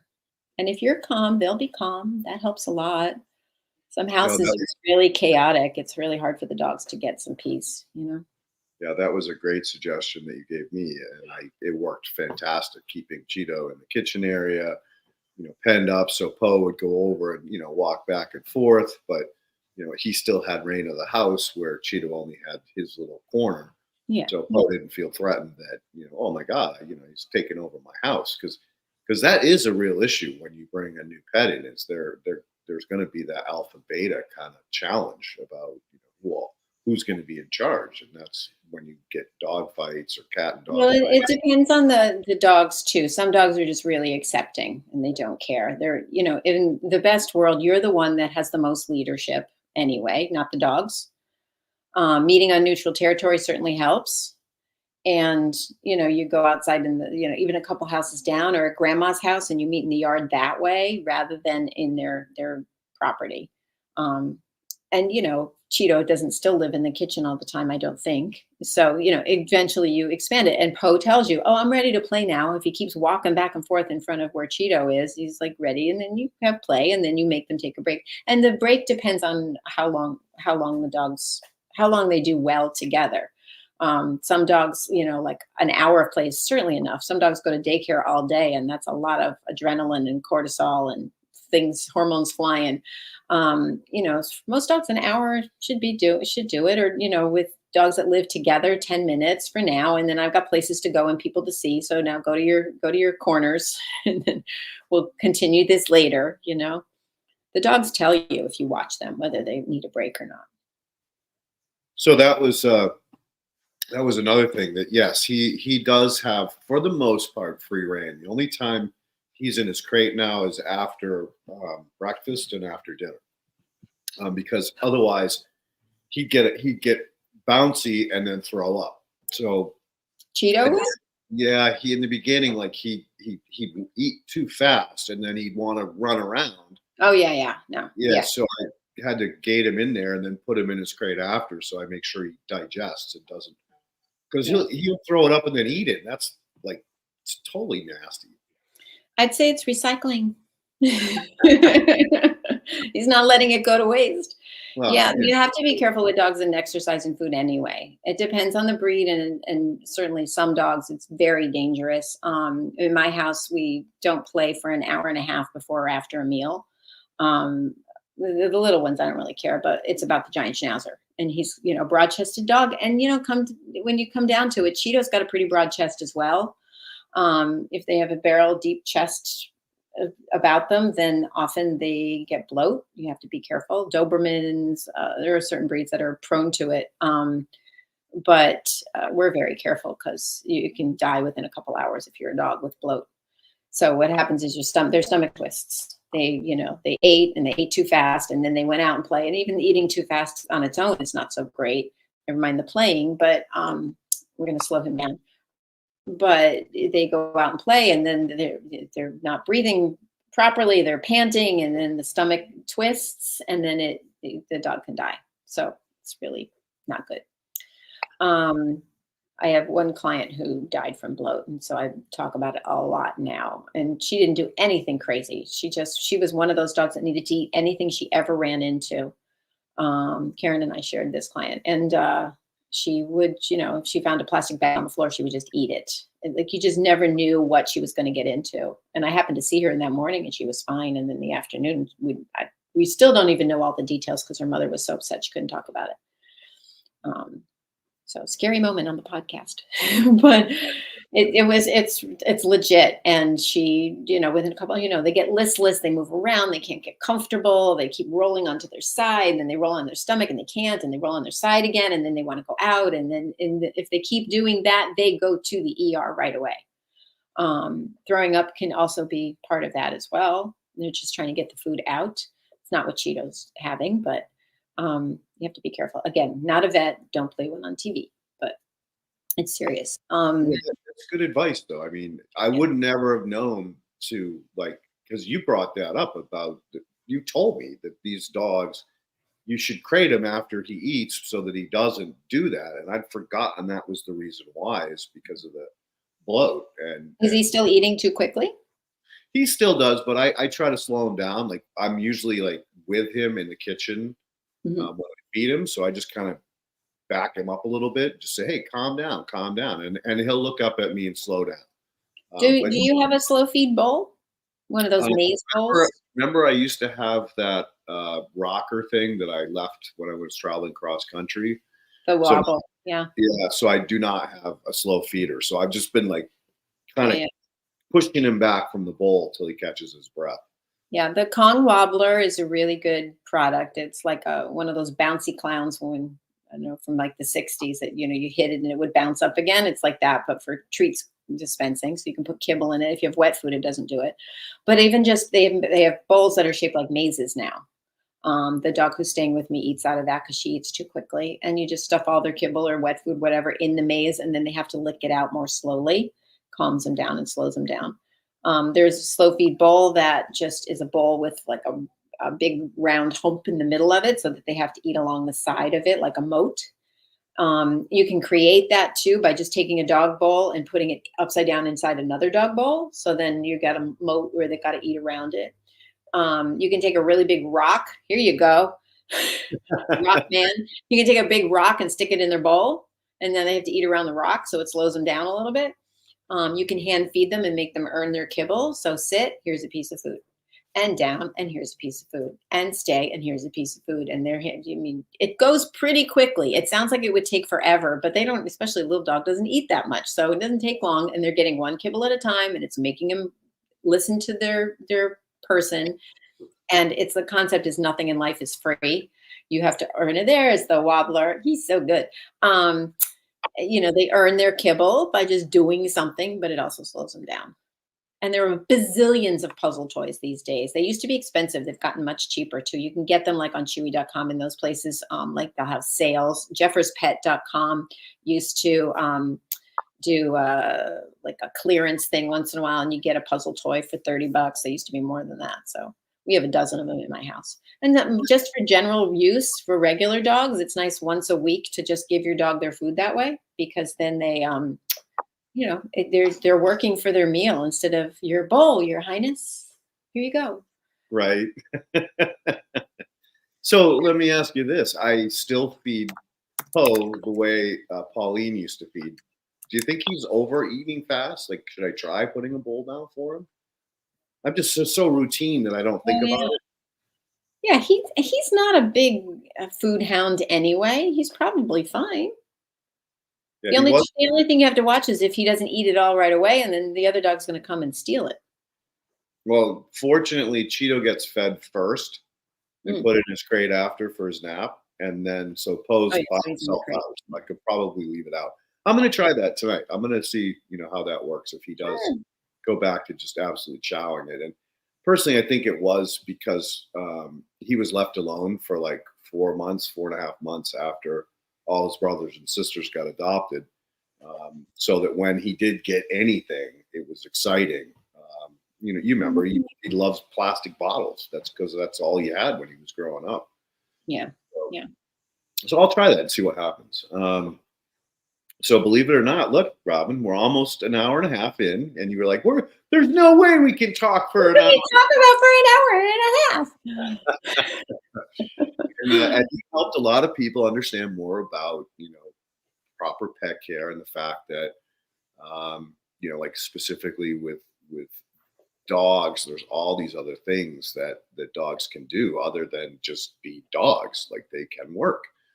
The fact that they can find things with their nose, they're smart enough to help people with disabilities. There was a great article I read recently about a prison that basically you could apply to get a rescue, but you had to be on best behavior for a certain period of time.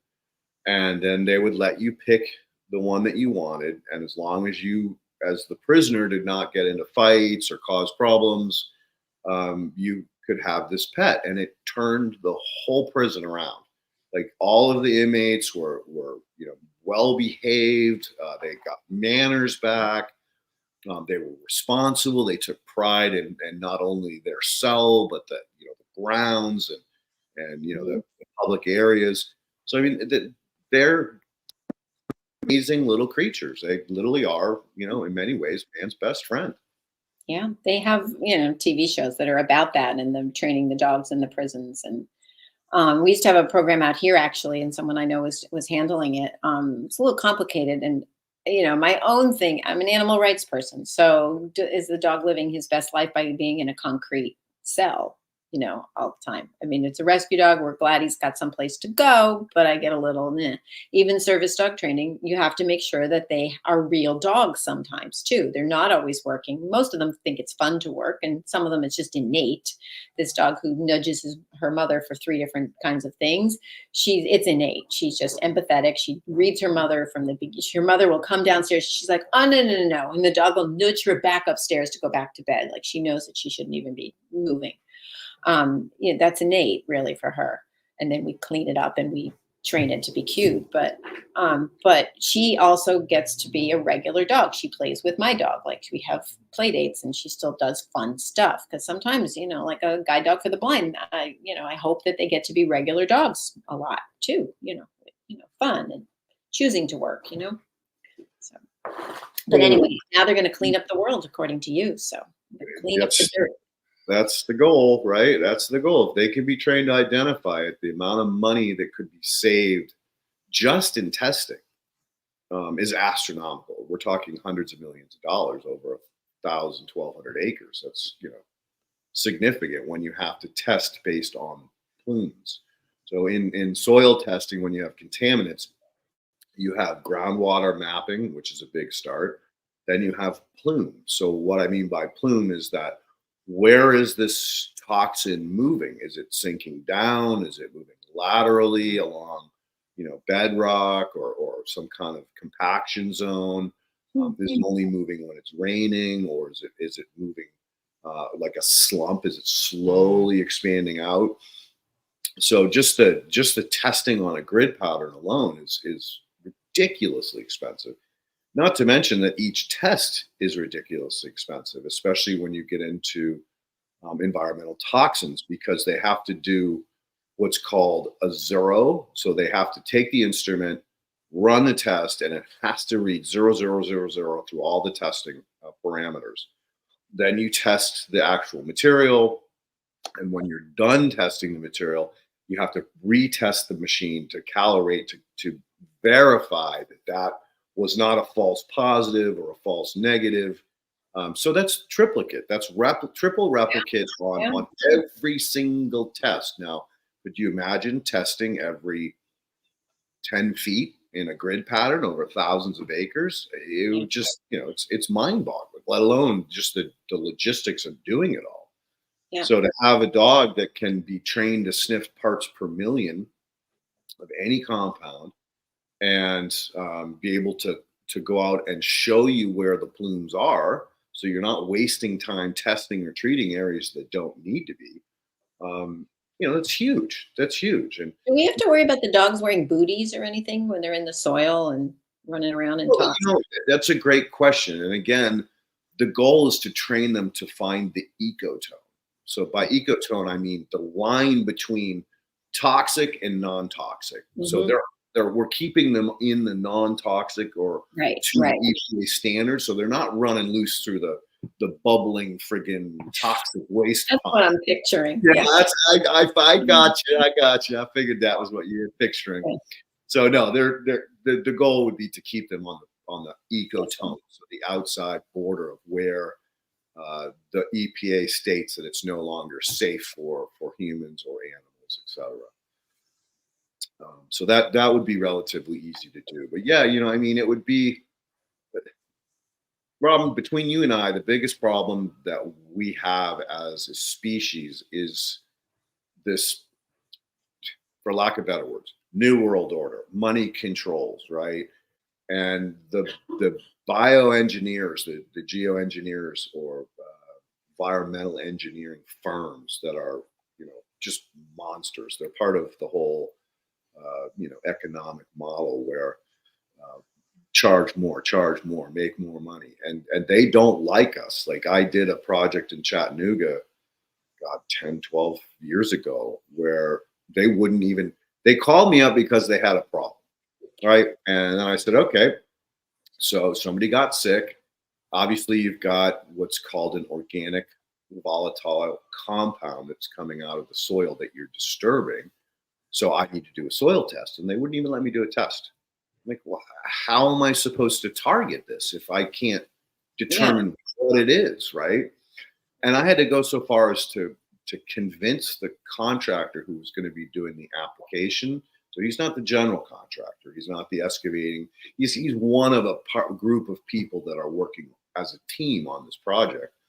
And I said, dude, can you just go out there, do some measurements, like where, trying to calculate the work that you're doing or whatever, and just fucking grab some samples of soil and throw them in your pocket. So he did.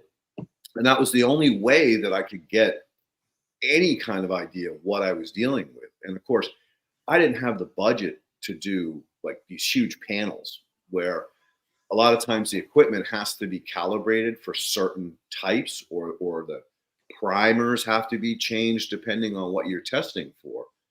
So you almost have to identify what you're testing for. Well, if you don't know what you're testing for, how do you identify it, right? So then you get lumped into these more broad stroke type tests where it's not gonna tell you exactly the content nor exactly what the toxin is, but it gives you a general idea, like coal tar, what the problem was. So yeah, when I got it back, it was hot for coal tar.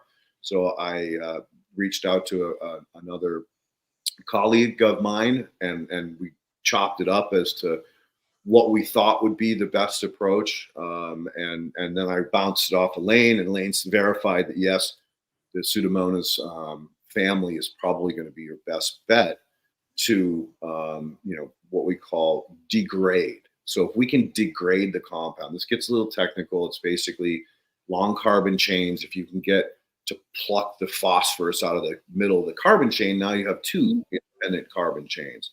And the more ends you have, the easier it is for the decomposers to start breaking off pieces, and the degraders to go to the middle and snap another calcium compound or calcium element or whatever, and then it breaks down again and again and again. It's typically, we call that the half-life, or the not the shelf life, but how long it's going to last in nature. Mm-hmm. So anyway, long story short, that's the dream. And yeah, if you can't even get somebody to do the initial test, like, I guess because they're worried about what they're going to find out. Well, that was it. It was the dealership was allowed to donate it to the city at its estimated value if it was not 21E. So 21E is when they come in and they do all these tests and say, yeah, you got all kinds of bad shit on this property. We can't sell it. You can't develop it. You need to pay. Right. They didn't want to know. They didn't want to know. They didn't want to pay to clean it up, right?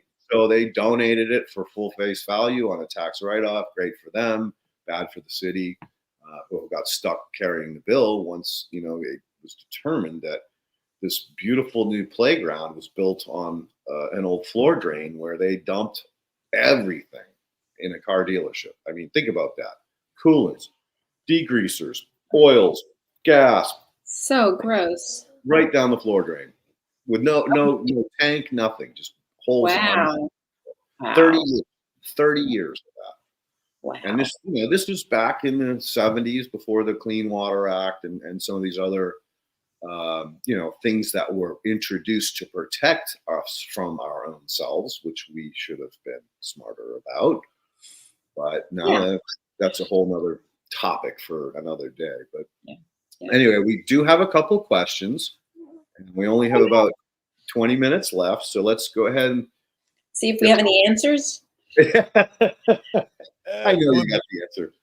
Lots of questions. Answers are in everybody's perspective, right? Right. Thank you, God. So, yeah, we have our own free will. Remember that. Does Robin know any technique that would deter a working dog at an airport from coming and sitting next to you? I don't know what that means. So he's afraid of dogs, and he doesn't want the dog coming and sitting beside him because he's afraid of dogs. I think is his point. Yeah. I mean, a working dog shouldn't be. I mean, they could be near you, but you could ask them to move. That's not a problem. I mean, anybody who's a service dog or a dog who's a beagle looking for your cocaine in your suitcase, good luck with that. You're not going to say no to that. But those dogs are always on the move. It's like an actual airport working dog is always moving. You never see them. But the service dogs, I take clients to the airport now these days just to try it out and see how it goes. And they're already so nervous about bringing their dog to the airport. And it just doesn't take much just to say, could you mind pushing over a couple seats? They don't need to even to know why. A lot of people are worried about that, about offending people in the world, and they don't need to know all the information. So sometimes like your dog may not be good at meeting other people or meeting other dogs, and they'll say, can I say hi to your dog? And I just say, not today. They don't need to know why. My dog has a contagious disease. Like it doesn't, you don't know. You're your dog's advocate, and you have to do what's best for them. Um, and I think that you know, you start explaining to people different parts of it, why your dog can't visit you, and what you're just going to say, oh, all dogs like me. It's not a problem, and everybody's got an answer for everything. But we just say not today, and we move on. A service dog who is, working shouldn't be distracted by you anyway. So hopefully. Well, I think it does boil down to this is what he put: dog sits next to you at the airport, you get searched on the next level. So it's something along those lines. Yeah. Yeah. He's carrying something you might not want to be carrying. Could Put be it in your something chip like that. luggage. Yeah. Guys saying coming back from Amsterdam and what you want to do is fill your pockets with coffee grounds. Okay.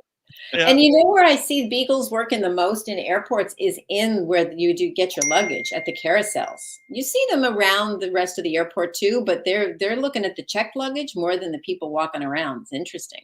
I mean, I have it's anecdotal. I have no facts about that, but.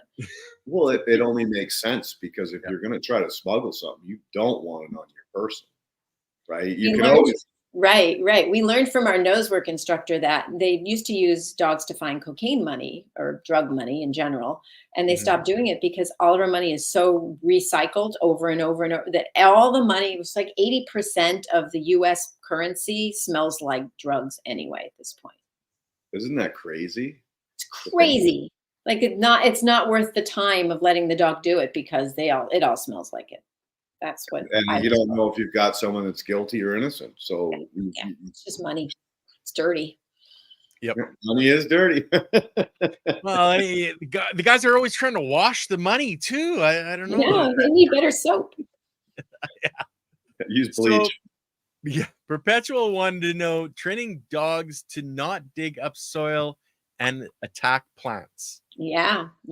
I don't know if you saw, Leighton, but Shay had posted something on Instagram.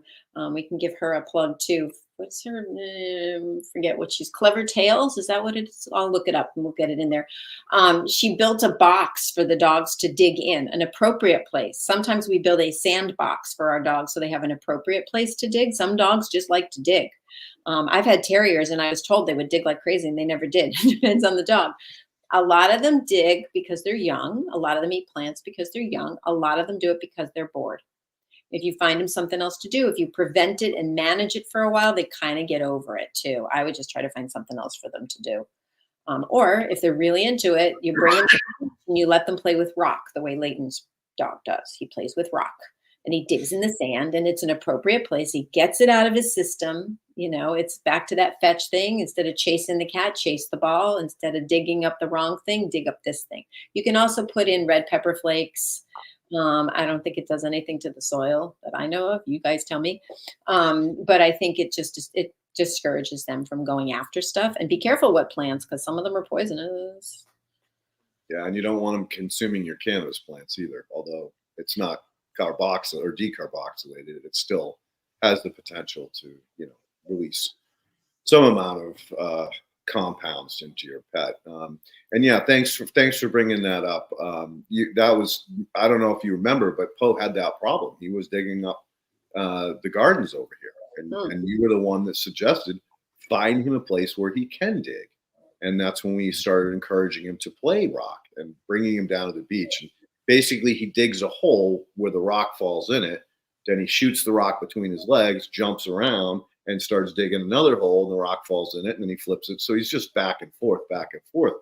But as long as he, got it out of him, got the yayas out of him, he was fine when we got back to the house. He didn't start digging up the garden again. And he might have been digging up the garden because there were tar balls there too. Well, yeah, that's too. That's that too, for sure. And there is spots that he goes to hunt for them, which have since stopped producing as many as there were coming up. So I'm hoping that we're through all of that because he hasn't brought me one. I don't think in probably at least a couple months. I want to see him go find one and lie down beside it until you notice him. That's what he's supposed to. Well, hey, you're getting closer with him. He doesn't always pick the thing up. Yeah, No. come on, he's a good boy most of the time. He's a very good boy. I want to see him do it on his own in the yard, down, and just look at Now, if you. we could just teach Leighton to be a good boy, we'd all be doing good, right? I told you, over a certain age, not possible. Can't teach an old dog. Hopefully Over I'm safe for 30. yeah, Over 30, right, Leighton? yeah, yeah. Hopefully I'm untrained for the rest of my life. I think another really good point was distraction. And why don't you talk for a minute on Yeah, just change the subject. They start doing something. They're barking at the window. Good. Thank you for the report. This is my quiet, and move on with your life. And get a ball and you do something and you change it up. I think most dogs are not excited by our lives. If we can be more interesting, and not everyone's got the time that I have to spend on their dog, but puzzle toys and going to daycare and having play dates and going to class and just doing stuff so that they're not bored. I've never had a dog dig in my yard. I've never had them, eat up anything in my house. I mean, I'm on it and I'm watching, and it's my job. But still, if you're on it and you keep life interesting and distract them with other things to do, and sometimes it's actually chemical. You see a dog barking at you from across the street, so your dog barks back. But if I give him a hot dog, he's like, "Oh, serotonin. I like it when I see other dogs, not for the barking, but for being quiet." And then, instead of adrenaline and cortisol, we've changed the chemistry. It's good. Well, that's a good point. I never thought about that. Is that you could also um, shift the behavior based on a reward. Yeah. So whether it's a pat in the back or a belly rub or a hot dog, whatever it is, it helps to modify the behavior in a way. Mhm. Yep, chemically, and for not kids, just too. distraction. Yeah. Say again? It works for kids and people too. Mhm. Positive reinforcement. What a concept. Yep. But for a long time, all we did was yank on dogs and ask them to do stuff. We'd yank on the leash till their butt hit the ground and we'd call it sit. But now we understand that they're sentient beings who, understand us if we give them the tools. So this little hot dog is a paycheck. It's good. Yeah, I remember when we were young, it was like get a wet newspaper and beat the shit out of the dog. It was like, what? I went to a conference and they said, if your dog has an accident, get a newspaper, roll it up, and hit yourself over the head. Hit yourself. It's your fault that the dog had an accident. You weren't watching. If they don't understand, they're doing a natural bodily function. You haven't trained them enough to understand not there. It's very simple, really. It's not that the dog has the problem, it's the human that has the problem. Almost always. Yep.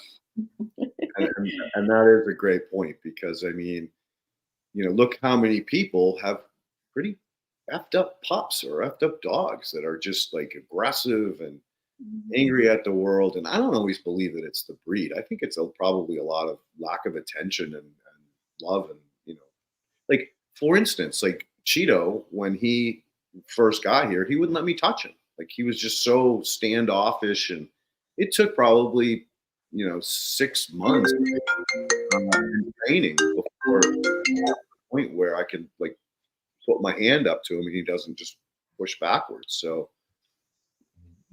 I attribute that to the training and the time and energy putting into him, as a pet, not like as an addition to the house. Do you agree with that? Like how to bring up a pup to be more human friendly? Yeah, I mean, they don't always have to be super friendly, but you can still see me, right? Because my phone rang and then it kind of threw Yeah, the you're good. screen to nothing. Good. Okay. I think that if you can start from scratch, it's great. But there's also genetic factors. One of our trainer friends has a dog who she got at 6 weeks. It's too young to be away from her mother. But also just her genetics are her genetics. She's raised her absolutely perfectly, and she's still shy of humans. And she was raised in a house with a yard next to a school. And you would think she'd be great with kids because she heard them so much. It was the opposite. She, instead of desensitizing to the kids, she got really scared of kids. Anytime she hears a kid, even like a half a mile away, half a mile is a bit much, on the next block, she starts getting upset about it. So you can raise them and try, and, being shielded until, you're 5 or 6 months old is a really bad time for that. Like with Cheeto, prime socialization is till they're 6 months old. So, you backpedal and you fix it after that. And then sometimes they've got good reason. Maybe the kids were yelling and throwing things and stuff like that. You know, even playing ball soccer and they're hitting the fence with the ball is going to traumatize the animal. You're right. You're right. Who knows? Yeah, there's a lot more to dogs and cats than we really understand. That's clear. Sorry, fire truck. You got nutty. No worries. And Bones it's ringing. the thing is, guys, humans, we all work on those exact same principles as your dogs, or even a cow, a horse. It's all that interaction and understanding body movements. That's where people, you know, watch body movements and tell you, oh, this person's upset or they're thinking this. It's all from the body movements. Mm-hmm. Body language. Yeah, that's a good point, Ken. If you pay attention, yeah, you can definitely notice that their tail is curled up underneath their belly. They're scared. Robin taught me a lot of these things that I never paid attention, like ears pinned back. Maybe you could just run through that quickly, Robin, about Yeah, it depends on the breed. Like Poe has no tail, so he doesn't tuck it. But he tucks his butt, so you can see that. And sometimes it's not even major fear, it's just a little bit of anxiety that's just making them go, I have to think about this first. So they bark at you if they're not happy, but they also might just hide behind the human. The signs of stress or something that a lot of people don't see. Their dogs will lick their lips a lot if they're feeling stressed. They avert their look. They don't want to look you straight in the eye. They yawn. Those are 3 things I think that people don't realize that they're even doing. And sometimes if you just bend down and you turn away from the dog, and so you're not looking directly at them, they feel more comfortable and they'll come up to you. If I have a dog in class that's shy, if I just turn my back and I know the dog's not going to eat me, if I turn my back to the dog and just put my hand out behind me, then the dog, will come over to me and sniff for hot dogs. We keep talking about hot dogs. Hot dogs are high in sodium. You can get low sodium ones, just little bits of hot dog, just for the record. There are really great websites that show pictures of dogs and whether they're happy and grinning or whether they're really not happy with the situation. We do a lot of that in puppy class too. Like they're growling, but they're happy. It's happy growling. It's play. Some dogs are quiet. Some dogs are not. It depends on the dog. One of the dogs that mine plays with likes to growl and show her teeth. She shows her teeth. She like smiles at you when she's playing with the other dog. And it's normal. She's known him since she was 10 weeks old, and that's how she plays. It's just who she is. I knew a Dalmatian who used to smile at people. You'd say kiss, and he would show you his gums. Like it's weird. Depends on the dog, but some signs are very clear. Like if they're yawning a lot, if they're licking their lips a lot, they're feeling stressed. So then you have to give them a break in some way from whatever you're doing. Walk them away, let them have a sniff. That's the best thing. And then bring them back to whatever you want them to do. Like you said, distractions. Yeah, change the subject. Change the subject. That's what it is. Change the subject. Okay, we got one last question that just came in from Casper here. If there's time, does a dog sneeze when you play with them to let you know we aren't fighting for real, or is that something made up? It might be. I don't know. I don't see why it wouldn't be. My Cocker Spaniel, we taught her to sneeze on cue, which was a really funny thing. She didn't do much. She was kind of crazy. It was the first dog I ever trained when I was 12. And the dad used to sit with her at 8 o'clock and have M&Ms together before we even knew that chocolate was a thing. She was fine. It was milk chocolate. It wasn't a lot of M&Ms, but she would go, okay, 8 o'clock. And I bet she used to sneeze. I'll bet she sneezed after the M&Ms. I'm just guessing. Like it probably wasn't the healthiest idea. We know it now. It's not. But sometimes it's kind of like tying your shoes in gym class. Like they start yawning or they do sneeze sometimes just to deflect and change the subject. You're probably right. I haven't seen it that much, but I bet it's a thing. Like the subject, I'm gonna sneeze. Yeah, Cheeto and Poe sneeze. They snort at each other. They're That's true. That's true. In dog to dog play, they will snort. Yeah. Funny, huh? So maybe we've got ones that do it all the time. Yeah, so maybe he's confusing a sneeze with a snort. Yeah. And then dogs do clear their orifice or their nose with like doing that snorting stuff. Sure, you gotta clean it out so you can sniff better. New sense.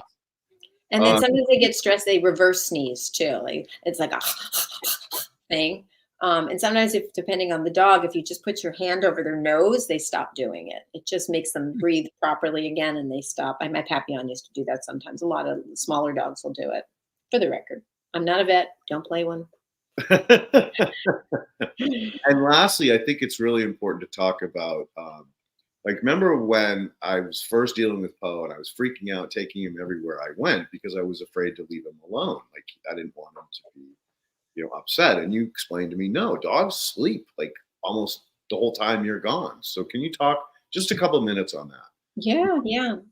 They need to sleep a lot. We always think, oh, I'm so boring. My dog sleeps 8 hours a day. Well, 8 hours is nothing. Puppies need to sleep. It depends what research you're looking at, what breed, but it's about 16, 18 hours a day. It's a lot. And regular adult dogs, good 16 hours is pretty good for them too. It's a lot of sleep. What else are they going to do? Learn German while you're not home? I mean, it's good. They're rebooting for when that you come home party. If they sleep more than they used to, get it checked. But generally speaking, like they need to rest. They need some downtime or they get in trouble. They start acting overtired. They get hangry. They need more food. I can't believe it. The mailman came and you don't even know it. My dogs didn't even respond to the mailman. Dun, dun, dun, dun. I thought for sure that was going to be a thing. We've been working on it, but still, it's super exciting. A stranger comes to my door every day. They bark, and then the stranger disappears. Reinforcement. Yeah.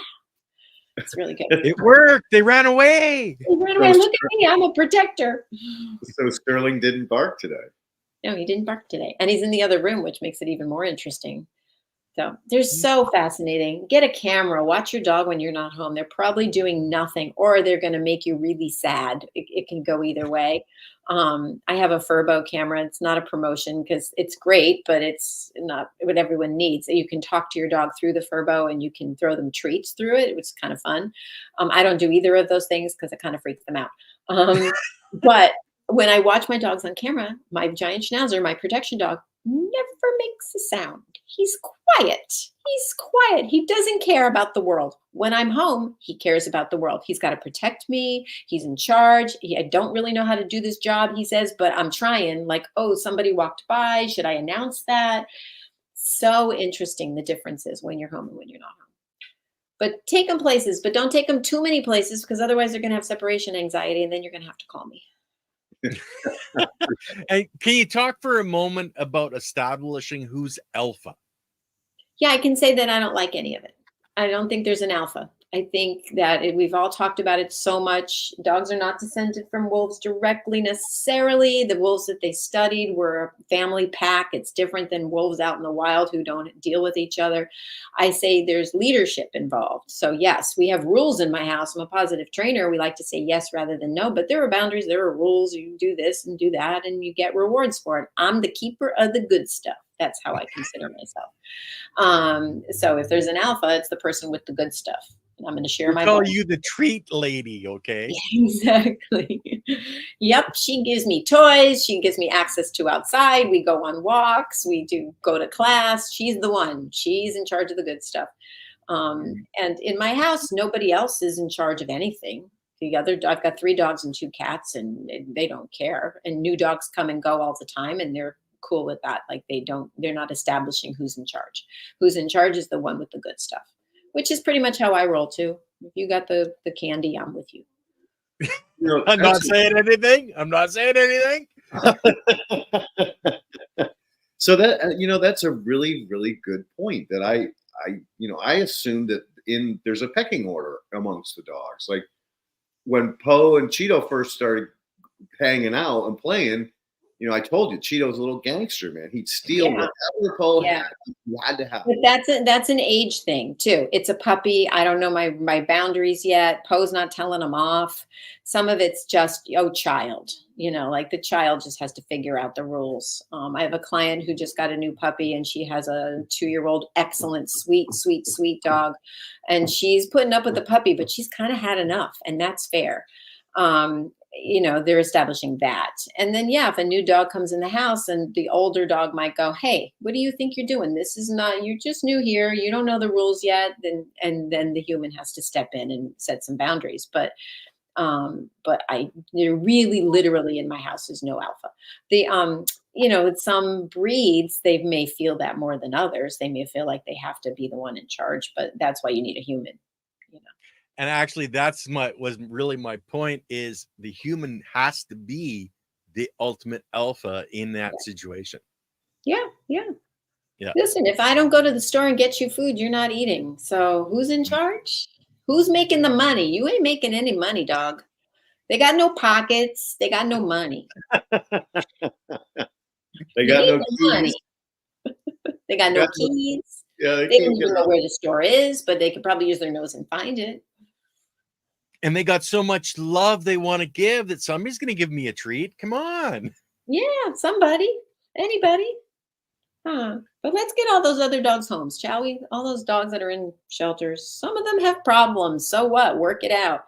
There used to be a stat like 80% of the dogs in LA shelters were between the ages of 8 months and 18 months.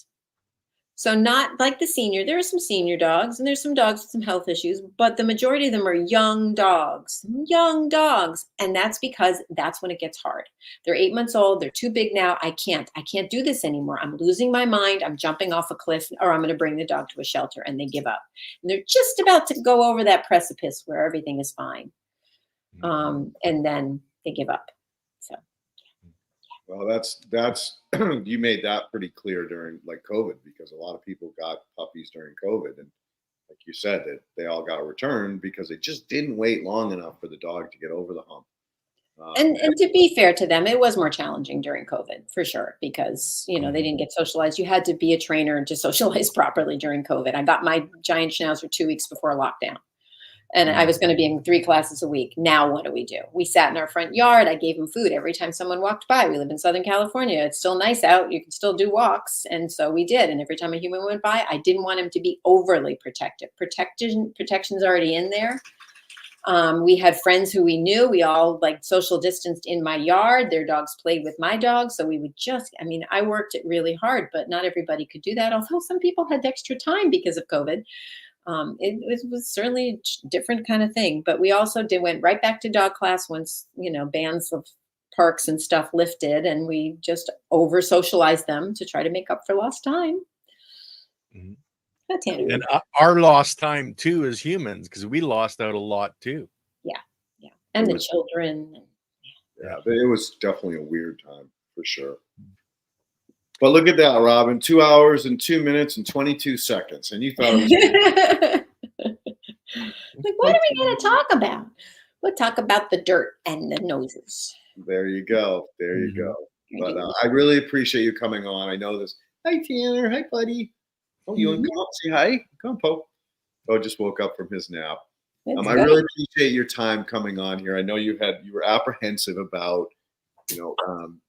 doing the podcast, but I knew you'd be fine, and it's easy, and this is something that I'm really proud of, and wish other people to hear about it, and hopefully do the same thing. Start using these dogs to really solve some of these big problems that we have as a species moving forward. I mean, there's Ken's little pup. That's Dylan. How old? He's 13 and a half now, or 15 and a half. See? Senior dogs. Woo! I mean, it all depends on what breed, what's a senior, but just a minute, Tanner. Yeah, mine are now getting fidgety because it's time for OUT. Bennett just tapped me on the knee and said, hello, remember me? I know it's time for Poe and Cheeto to go for a WALK. Yes. Yep. Thank you for all the good questions. That's how you keep things, moving and shaking, and the viewers who sent questions. It's nice. Well, I really appreciate you taking the time, 2 hours out of your day, Robin, to come on here and talk about the work that you're doing with Poe and getting him to be a show or a demo. Yeah. He's going to show other dogs what to do. Exactly. And Ken, as always, thank you, my friend, for doing all the hard behind the scenes work and bopping up the information so that everyone can follow along on some of the links that we give throughout the podcast. So thank you. Not a problem. I'll just quickly run over this week, guys. We've got Compost Tea on Wednesday with Andy and myself. And on Friday, I've got Heavenly Hills Homestead. Ryan is coming on and talk about his gardening, his experience on the homestead. And then next Monday, with Leighton, we have Shane from Myco Love Farms. So we're getting back into mycelium and mushrooms again, guys. So you're going to want to check that out. Cool. Well, thank you, everybody, and have a great afternoon. Thank you. See you soon.